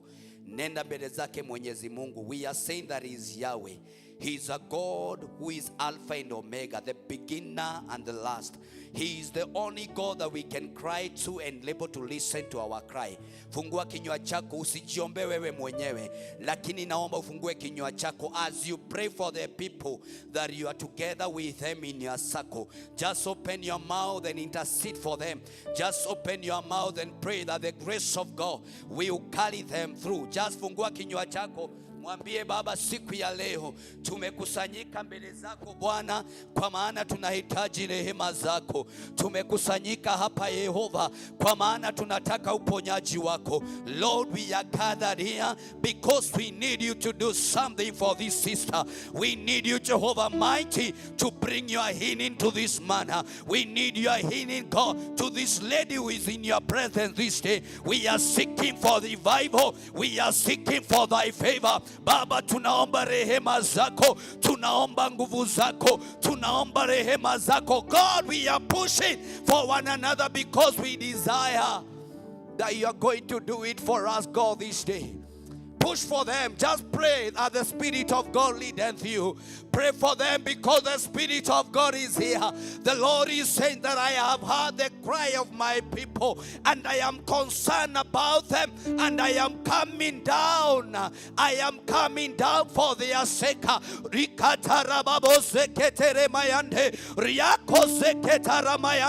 Father, we are praying for one another. We are holding hands, Jehovah God, because we desire that you may move in our presence, oh God.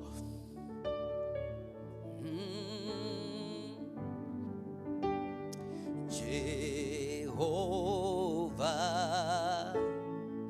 Jehovah,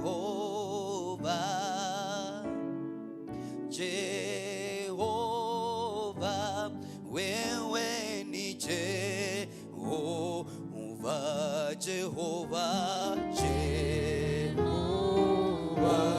Jehovah Shammah, Jehovah, Jehovah.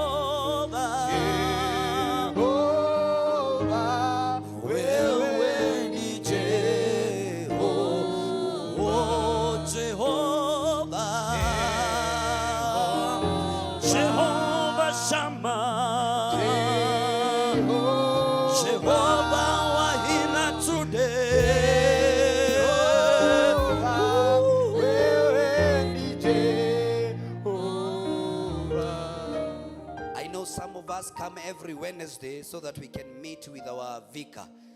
And some of us pray, they always call him or call her. And they also call our dear evangelist and our leaders so that they can pray for us. But I don't know how many of us have ever asked themselves, who prays for the ministers? Who remembers to pray for these men and women of God? Nataka sasa tuinue mikono yetu katika haya madhabahu. Even if our area din hayuko, we are committing these men and women of God in the presence of God. Pia wao hupitia kwenye mashida, pia nasi tunataka tuwainue mbele zake Mwenyezi Mungu.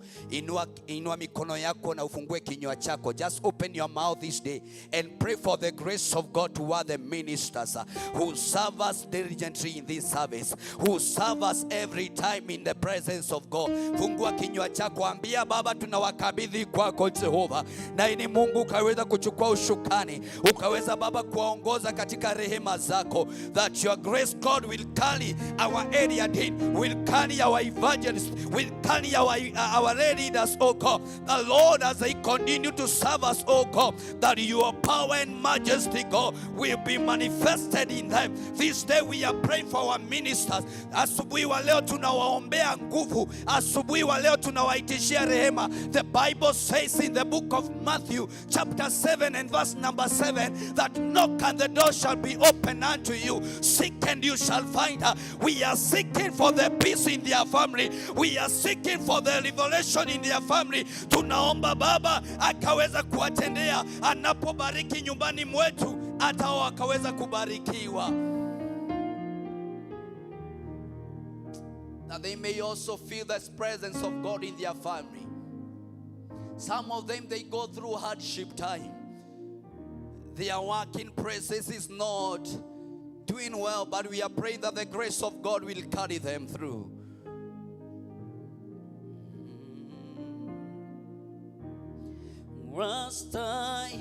Wastahili ewe Bwana,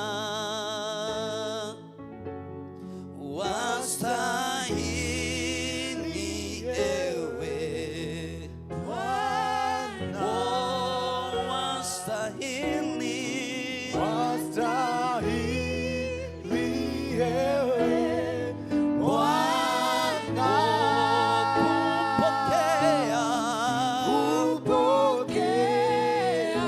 utukufu, oh, wastahili, wastahili ewe Bwana,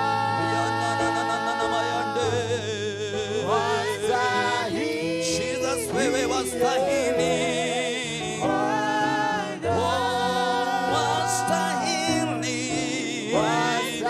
katika kazi zetu wastahili, kupokea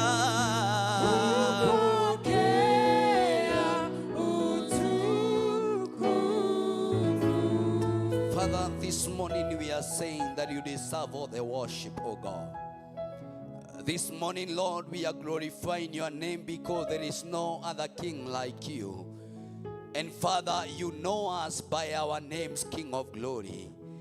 And even before we were formed in our mother's womb, God, you say that you know us, oh God. And this morning, Abba Father, we want to pray to you because you are our God and you listen to our cry each and every day, King of Glory. Tunajikabidhi mikononi mwako, kwa maana kwako Baba hatutakosa amani. Jehova Baba, kwako Baba hatutakoka kama hatujaponywa na wewe, katika jina la Yesu Kristo. And Lord, I want to bring all our united prayers to you this morning, oh God, that you may meet us at our point of need in the name of Jesus, oh God. To them who came into your house crying, King of Glory, we are praying that Lord, you may wipe every tear in their eyes, Jehovah Mighty, ya kwamba Mungu utatushika mkono, utatembea pamoja nasi katika jina la Yesu Kristo. Waliokuja mioyo yao ikiwa imevunjika, Baba, tunaomba rehema zako, tunaomba ufunuo wako Jehova, ukaweza Baba kuwainua upya katika jina la Yesu Kristo. Even as we sit down to listen to you, oh God, speak to us because we are listening.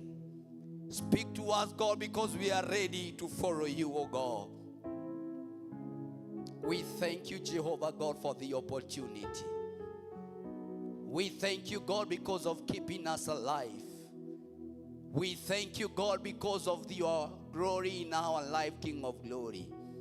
We want to thank you, God, because of our dear area dean, wherever she is. And our Father, we want to commit her to your presence, O Jehovah. Ya kwamba Mungu utambariki pamoja na jamii yake.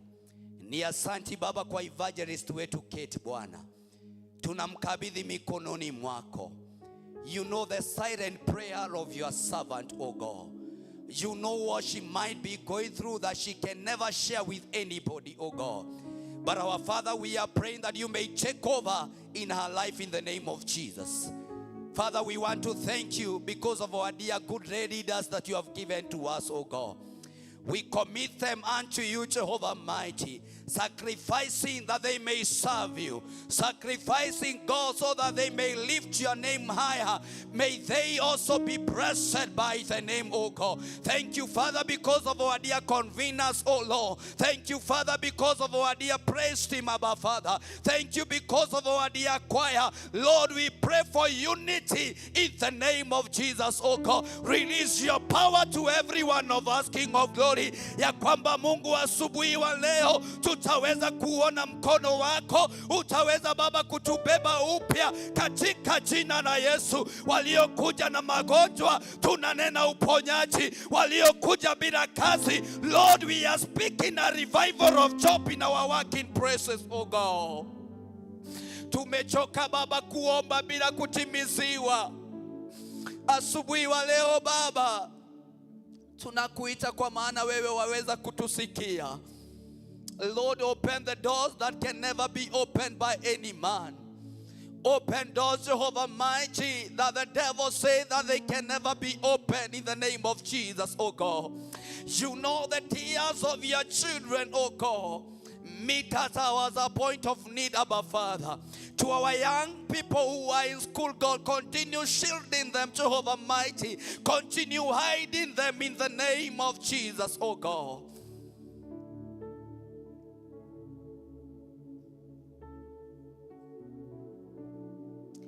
We love you, Lord. We adore you, Lord.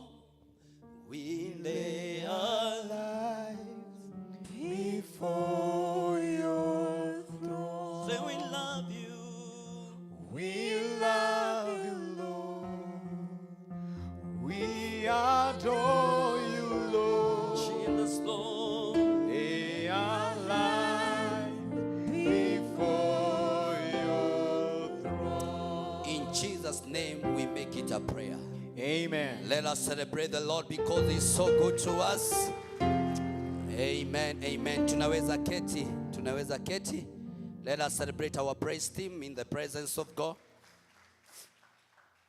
Bwana Yesu asifiwe. Bwana Yesu asifiwe. Amen. My name is John Joroge Wawajiro. By the grace of God, I am born again. I love Christ for saving me. I am a member of the A.C.K. Emmanuel Karori, that is where I fellowship. And I sincerely want to thank our evangelist for inviting me through the office of the area dean, that I may be the person to minister to you today. May Almighty God continue to bless you. Thank you to our good leaders for sitting down so that you can listen to the word of God, and our dear conveners, and our choir and the praise team, and everyone who has come for today's service. I always say that blessed is the man who does not take a long time to minister, because he will be invited next time to continue from where he stopped. And because I want to come back to this church, kindly allow me not to take a long time, but to go direct to the word of God, so that Almighty God can bless us. Bwana asifiwe. I will start by a story, a real story of my life. I was raised by my great-grandmother called Damaris Wariara Wakahio. And through her hands, I am whom I am today. For nurturing me to become a Christian, to become a minister that I am today, it is through that great-grandmother. May her soul continue resting in peace. And one evening we had nothing at all to eat in that house. And the following day we had a baptism or service for my cousin called Andy Wariara, who also rested in peace due to cancer. Na wakati ambapo tulikuwa hapo hivi jikoni, tukauliza huyu Maito, what are we going to give our visitors tomorrow, because you are telling us to invite them? But this woman was filled with the Spirit of God. Alituambia, our God will provide. Tell your neighbor, our God will provide. And it was a very hardship time, believing that God will provide, while he didn't provide the breakfast, he didn't provide lunch, and now supper haja provide, lakini tunaongea mambo ya kesho, tunasema Mungu ata provide. Ikafika saa 2 ya usiku, ikafika sasa ni wakati tumeota moto vizuri, sasa ni wakati wa kwenda kulala. But before we went to sleep, tukasikia kwa gate yetu kuna mtu mwenye amefungua. Gate zetu tulikuwa tumeweka tukengele hapo hivi juu. So ukifungua, we would hear, si kama siku hizi ati tunaweka bell mtu alinga akiwa nje sasa msikie. Sasa sisi tulikuwa tumehang hapo hivi, ili ukifungua tunakusikia sababu gate yetu iko karibu na jikoni. So this person came and akabisha kwetu, tukasikia mtu amebisha kwetu, akatuambia, akatuuliza huku ni kwa Kahio, tukamwambia yes, this is Kahio's family. Akatuambia there is one of your aunt, one of the family member, msichana wa huku alikuwa ameniambia nikuje niwatembelee, na ndio maana niko hapa. Jenzi, najua hamukupatana na karatasi ambazo zilikuwa na kareda. Bwana asifiwe. Yes, hamukupatana nayo. Ilikuwa ya green na ingine ya yellow. Sasa huyu jamaa alikuja na hizo za green mbili. And when he entered, he had a shopping, very good shopping. Pigia Mungu makofi. And when this person aliingia akatuambia, sisi tukachukua shopping, we were taught the manners that shopping huwa iangaliliwi jikoni ama mahali mgeni yako. You are supposed to go in the bedroom, mwene mkaangalie ni nini iko. Kama mko na kitu ya kupatia mgeni, sasa mtoe pale, mkuje mpikie. Si ndio tulikuwa tunafanya hivyo? Yes, now that is what we did. Tukaenda tukapata amekuja na maziwa, amekuja na skani, amekuja na majani, amekuja na mkate, amekuja na blueberry. Tukajua hapa mgeni pia yeye lazima atoke kama amekunywa nini? Amekunywa chai. So tukachukua skani yake, tukachukua maziwa yake, tukakuja tukampikia. Sisi tulikuwa tumezoea ile maziwa ya kupimiwa, thimaga quarter. Lakini sasa tumeletewa ya pakiti. You can imagine the joy that we had in that house. The following day, we were able to have a good and a very beautiful celebration for the baptism of this girl, because tulikuwa tumeletewa unga ya ngano. Kwanza tuliletewa ya ile ya white na ya yata. Tumezoea sasa ni ile yenye unaenda kwa duka unasema katanisha mara mbili hiyo unga, unipatie kanusu, unipatie kilo moja, mbaki na kilo moja. And then hapo hivi Dani alikuwa ametuletea dengu, na si ile ya kupimwa, ile ya butterfly. Bwana asifiwe. Bwana Yesu asifiwe. Sikuna dengu zilikuwa zinakuanga zimesiniwa. Now this person akatuletea, and after bringing to us, we were very joyous about this. Yeye akaenda na sisi the following day tukapika, and it was done. After about 3 weeks, they came someone from Karaja wa Kahio family, akatuambia na nyinyi mulikula shopping yetu. Tukamuuliza aje sasa? Akatuambia there is a guy who came here, na mimi nilikuwa nimemwambia aulize wa Karaja wa Kahio, akakuja akauliza wa Kahio. So nyinyi mulikula shopping yangu. Lakini sisi tukamwambia our God is so faithful, because Mungu anajua mahali mahitaji yalikuwa yanahitajika. Because God made this man to forget about Karanja, but only to remember only Kahio. Because our God is a provider. Bwana asifiwe.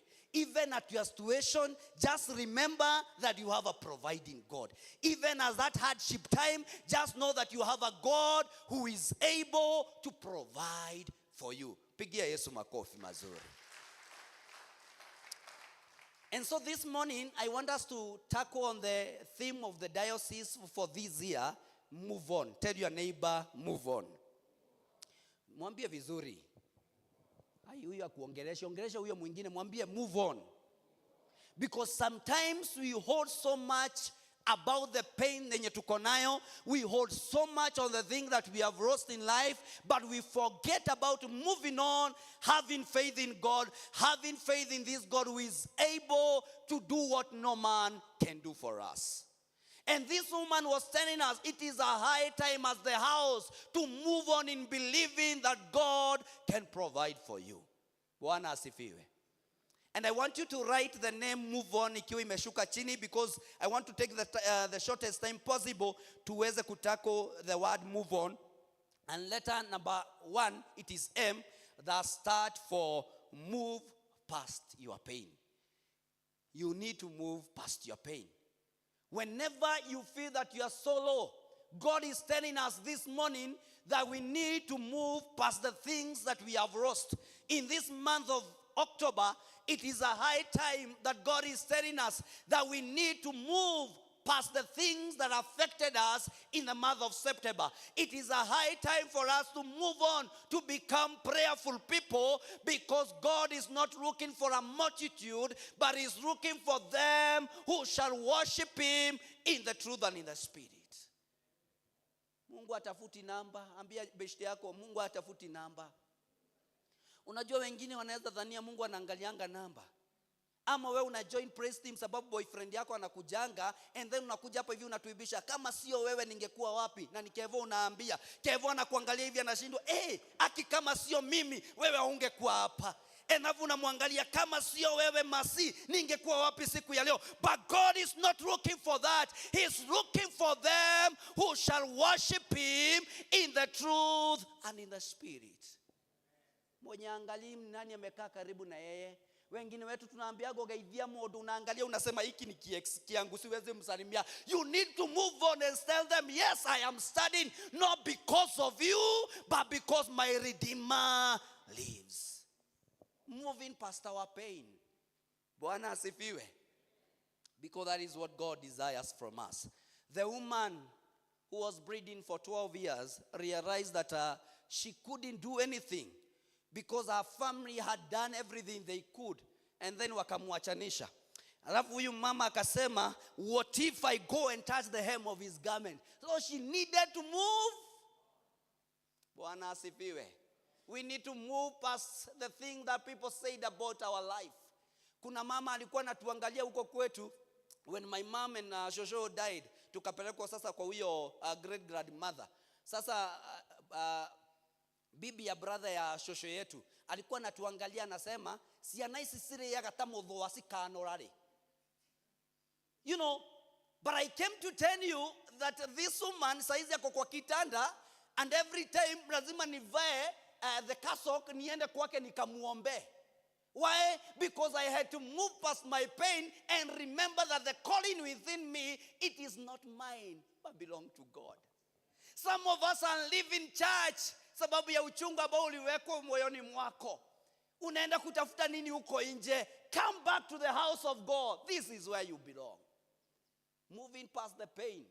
Haijalishi waliongea aje. Wanakuita mama wa kitabaa moja. Waambie hiyo kitabaa ni sawa. Mtaniita nayo, lakini mimi nitatukuza Mungu wangu. Bwana asifiwe.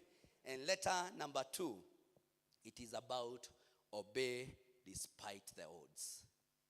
Obey the odds zenye ziko.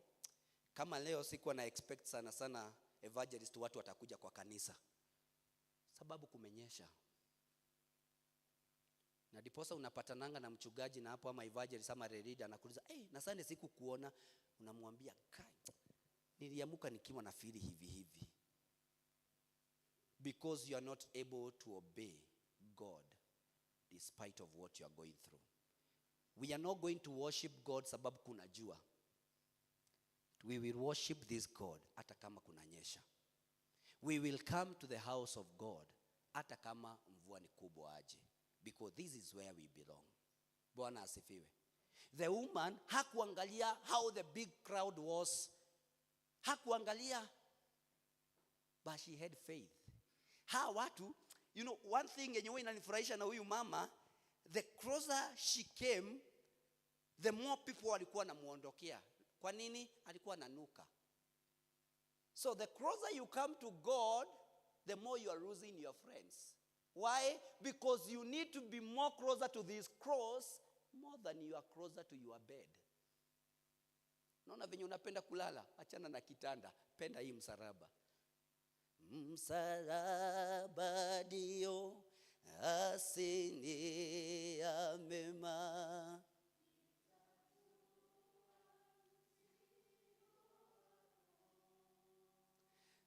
Nina uzima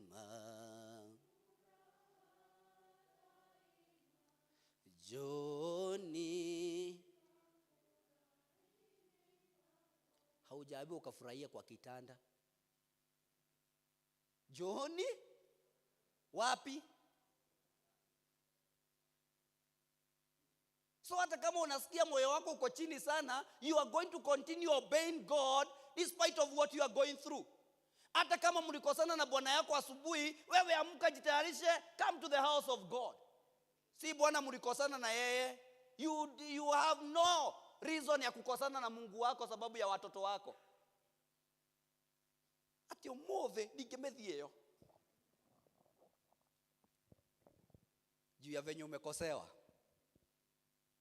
But God is telling you, despite of what you are going through, become obedient to him.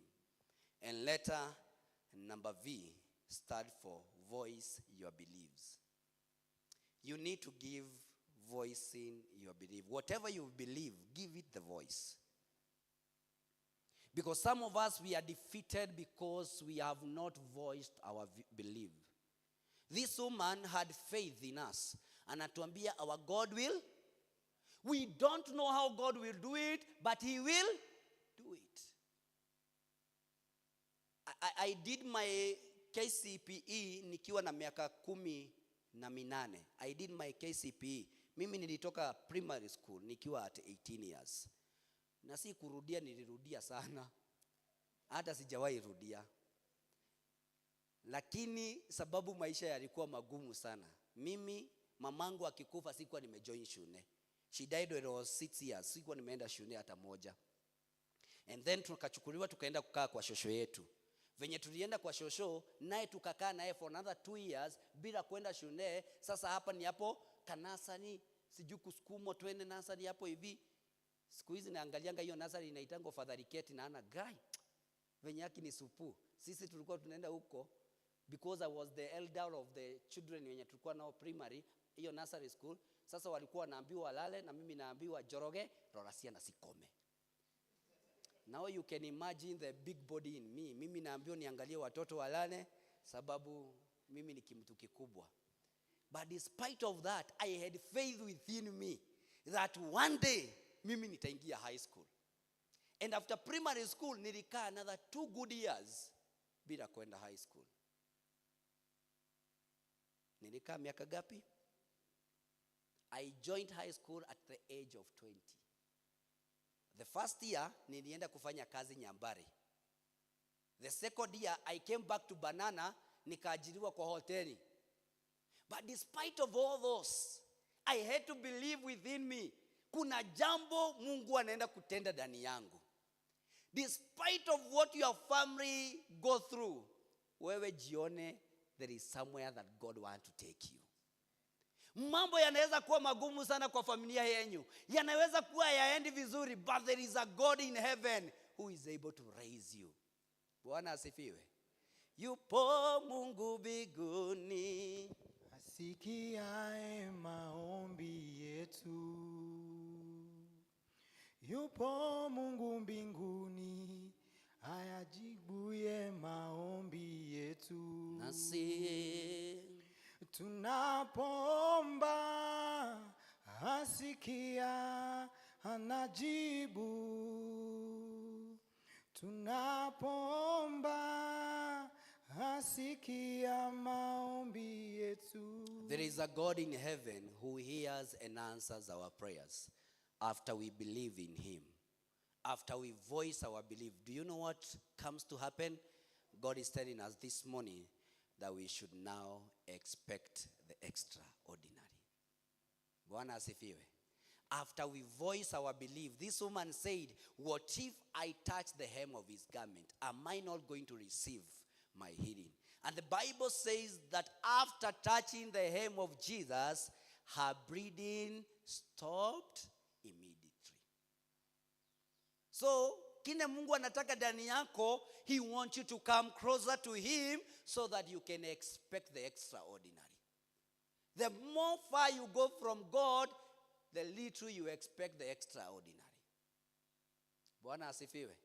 It is by coming closer to this God. Tutaanza kuiba ile ya double. Nisi tunaambia Mungu double katika maisha yetu. Why? Because there is something that has happened to us. Coming closer to God, expecting an extraordinary. Tell your neighbor, expect an extraordinary. So it doesn't matter what people they have said against your life. Doesn't matter what people they said about you. But this morning, God is telling us that we should expect an extraordinary. In those businesses that are not doing well, expect an extraordinary. In that interview that you are preparing to go, just expect an extraordinary. Yes, you do not know what to do with your family, but expect an extraordinary. Yes, your marriage didn't work, but expect an extraordinary. Your relationship, it is not working, expect an extraordinary. Tell your neighbor, expect an extraordinary. Bwana asifiwe. And letter number? Tuko letter number? Wenye wanafuata letter number? Letter number O. Overcome every obstacle. Overcome every obstacle. The woman, she didn't care about what the odds were. Sababu ilikuwa inasemekana hivi, if you are unclean and you touch the other person who is clean, the other person become also unclean. Sidio? But she didn't mind about it. Because overcoming the obstacle, you do not think about what will happen next. You always think about where you want to reach. And for us to be able to have what we need in life, we are telling this God that to give us the strength so that we can overcome the obstacles in our lives. The things that we cannot do, let us bring them to the cross of Christ. Bwana asifiwe. I surrender,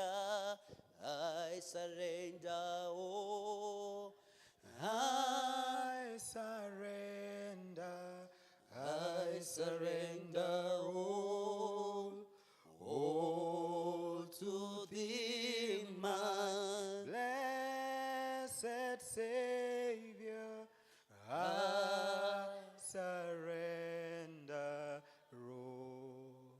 We are going to surrender all of our obstacle, all our problem to this God, because he's able to do what no man can do for us. Look at this man of God, A.C.K. He was given the news that he is to put his house in order because he's about to do what? To die. But the man remembered, even through the obstacle of my death, I can turn to this God and tell him, God, just remember one thing that I have done for you and do good to me. And the Bible says the same person mwenye alikuwa ametumwa akaambiwa rudi kwake umwambie ameongezewa miaka gapi? Yes, God still cares about you when we are ready to overcome our obstacles with him. And the last letter, my brothers and sisters, the Bible says in the book of Mark chapter 5 and verse number 34, daughter, go in peace and healed. Your faith has healed you. Daughter, go in peace because your faith has done what? Letter number N, start for never go back. We are not going back to the problem that we suffered. Watoto wetu hawatapitia shida ambazo tulipitia. Watoto wetu hawatakosa karo kama vile ambavyo sisi tulikosa. Watoto wetu hawatakosa chakula kama vile ambavyo sisi tulikosa. Our children will not lack the worship in the house of God, kama vile ambavyo sisi tulikosa. We are not going back to the things zenye tulikuwa tumebeba huko nyuma. We are not going back to do revenge on the things that are not making sense to us. But we are going to move on, because this is what God is calling each and every one of us. Tusimame kwa miguu yetu.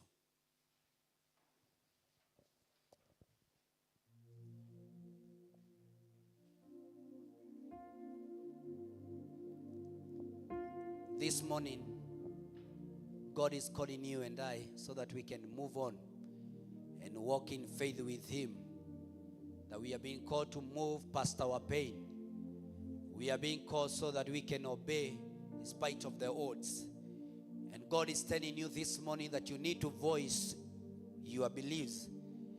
And God is still telling you that this morning that you should expect an extraordinary from Him. He's also reminding you that you are able to overcome every obstacle. The Bible says that I no longer live, but Christ who liveth in me. You no longer live, but Christ who liveth in you. Tell your neighbor that you are no longer living, but Christ who liveth in you.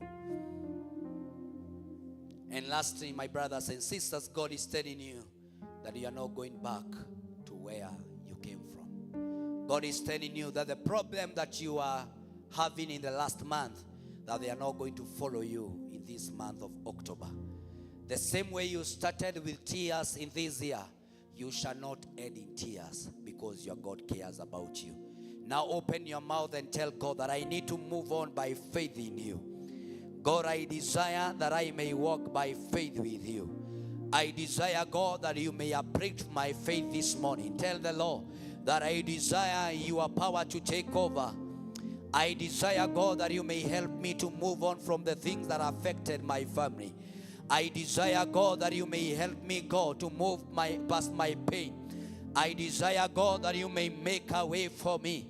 I desire, God, that you may do an extraordinary for my family. That you may do an extraordinary upon my life in the name of Jesus.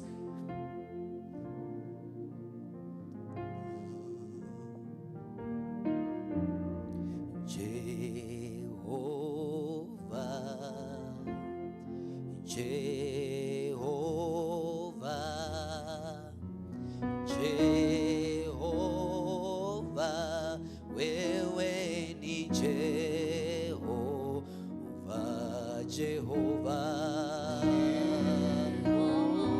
oh Jehovah, oh Jehovah, wewe ni Jehovah, oh Jehovah.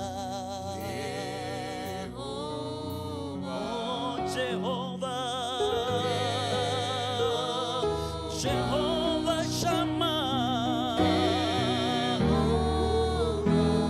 wewe ni Jehovah, oh Jehovah, Jehovah my healer, Jehovah my comforter.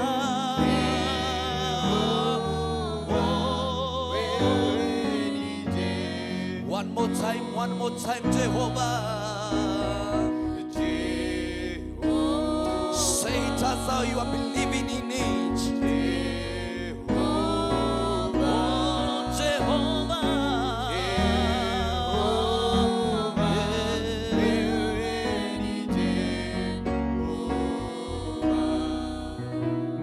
Are you there? You are going through a hardship time, and you want us to pray with you this morning. Just lift your hand wherever you are.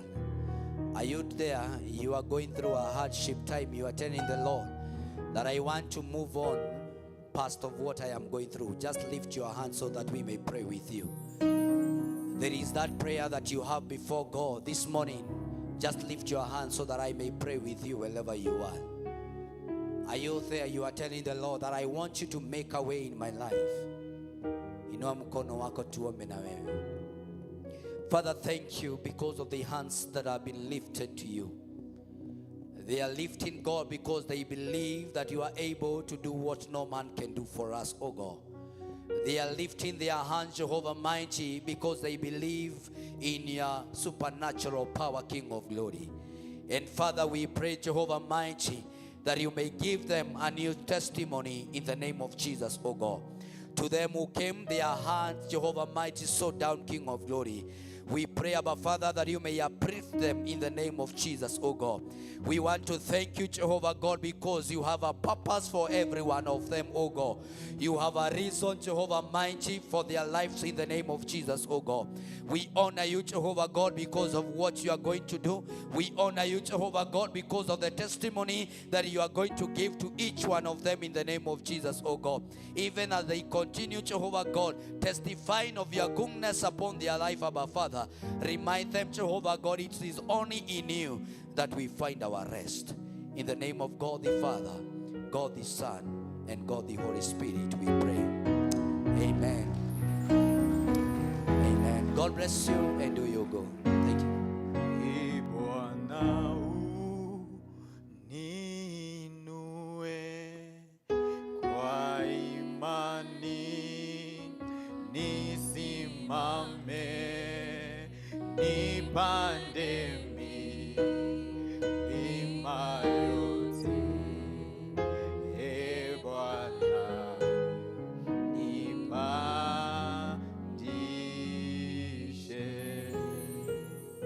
Let's appreciate the Lord.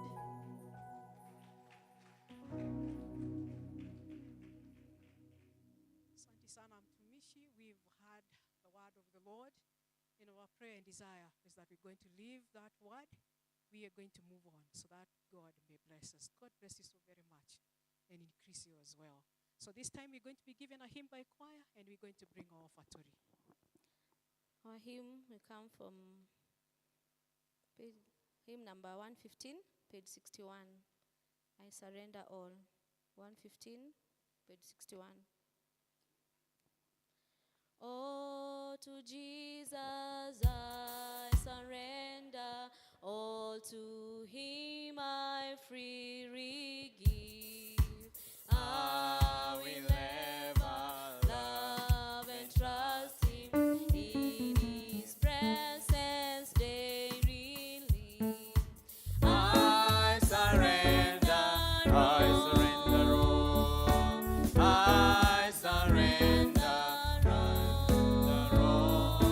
all to thee, my blessed Savior. I surrender all. Oh, to Jesus I surrender all. Others did I bow. What a precious, oh, forsaken. Take me, Jesus, take me out. I surrender all. I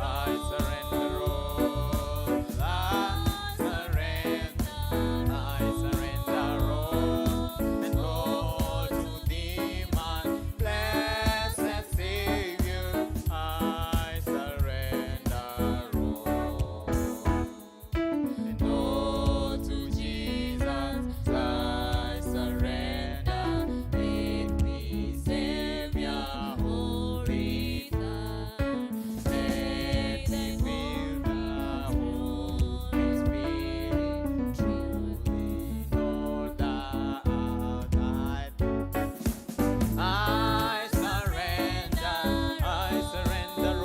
all.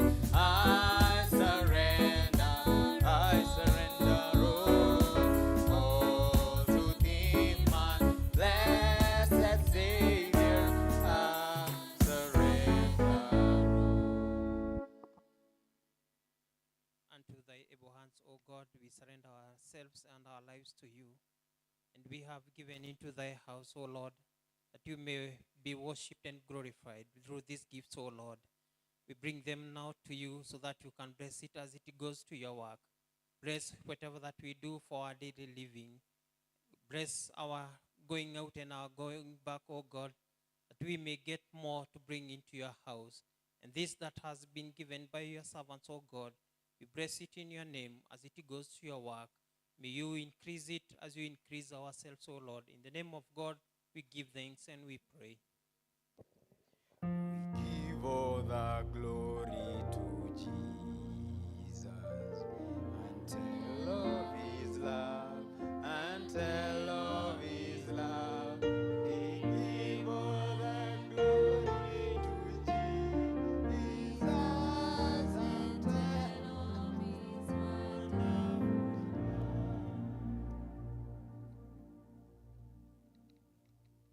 Sunday school here? Yeah, welcome, Sunday school. Nitawale sasa hata milele Bwana. Pour the power hold of me the way you truly deserve.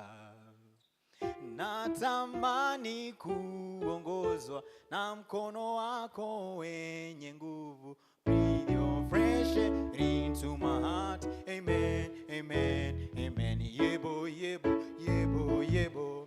Yebo, yebo, yebo, yebo. Ndigina we. Yebo, yebo, yebo. Yebo, yebo, yebo, yebo. Ndigina we.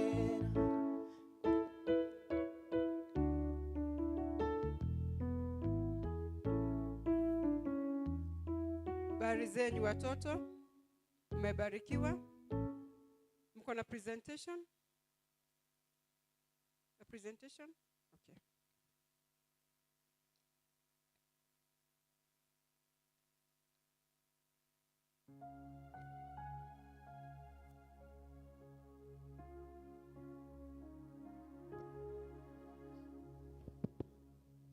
Praise God, church.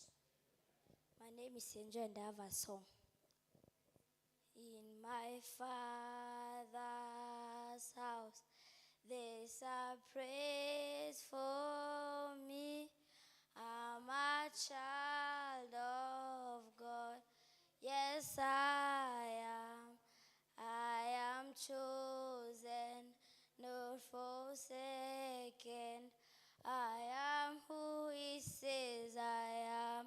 You are for me, not against me. I am who He says I am. Thank you. Thank you very much, children. Let us kneel down.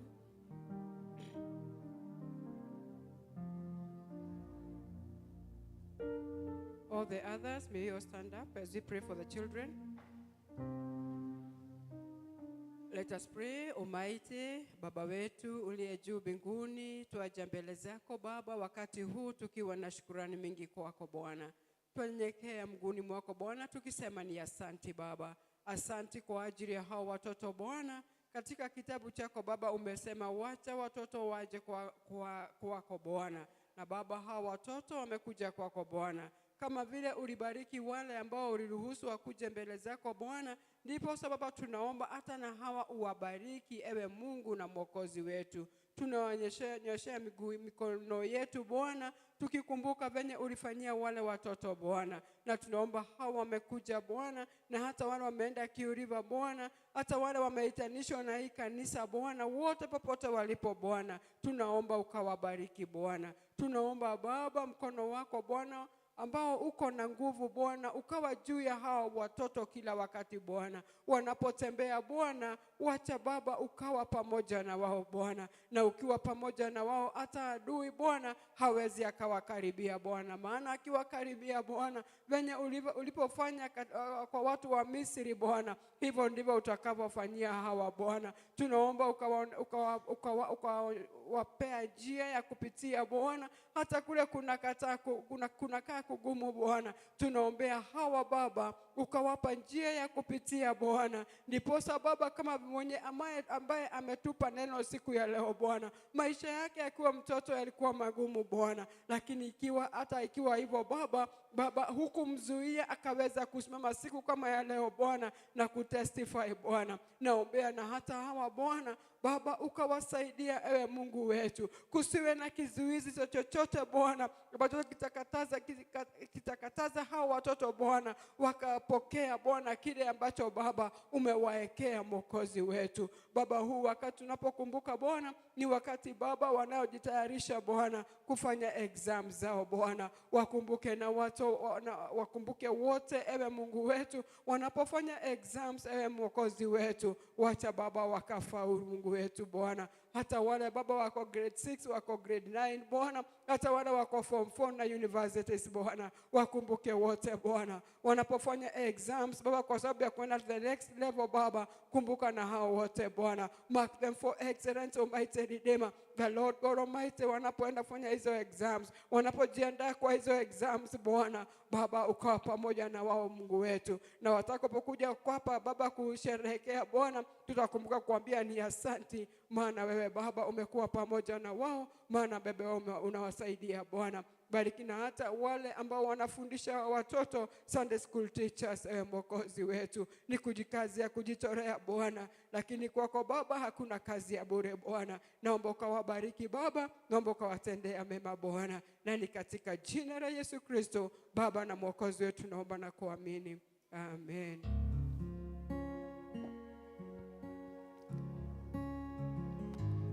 Tunaomba uwepo wako uende nasi, ewe Bwana wa majeshi tusikie.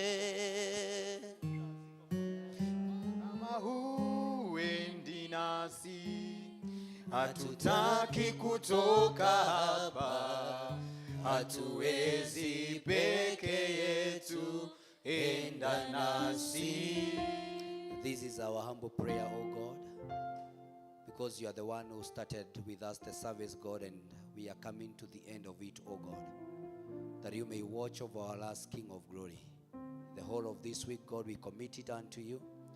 To them, God, preparing for an interview they will be attending, King of Glory, we ask for the victory that cometh from you. To them, God, who shall be going to hospital, God, we pray that you may give them new testimony of your healing in the name of Jesus. To them, God, who are looking for opportunity, Jehovah Mighty, we pray that you may open doors for them.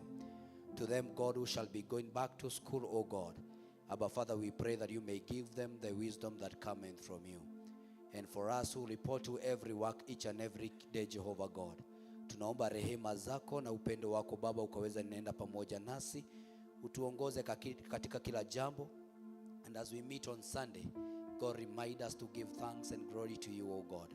Thank you, Father, for this service, O Lord. Thank you for the leader of this service. Thank you for our dear leaders, O God. May you continue blessing each and every one of us. In the name of God the Father, God the Son, and God the Holy Spirit, we do pray and give thanks.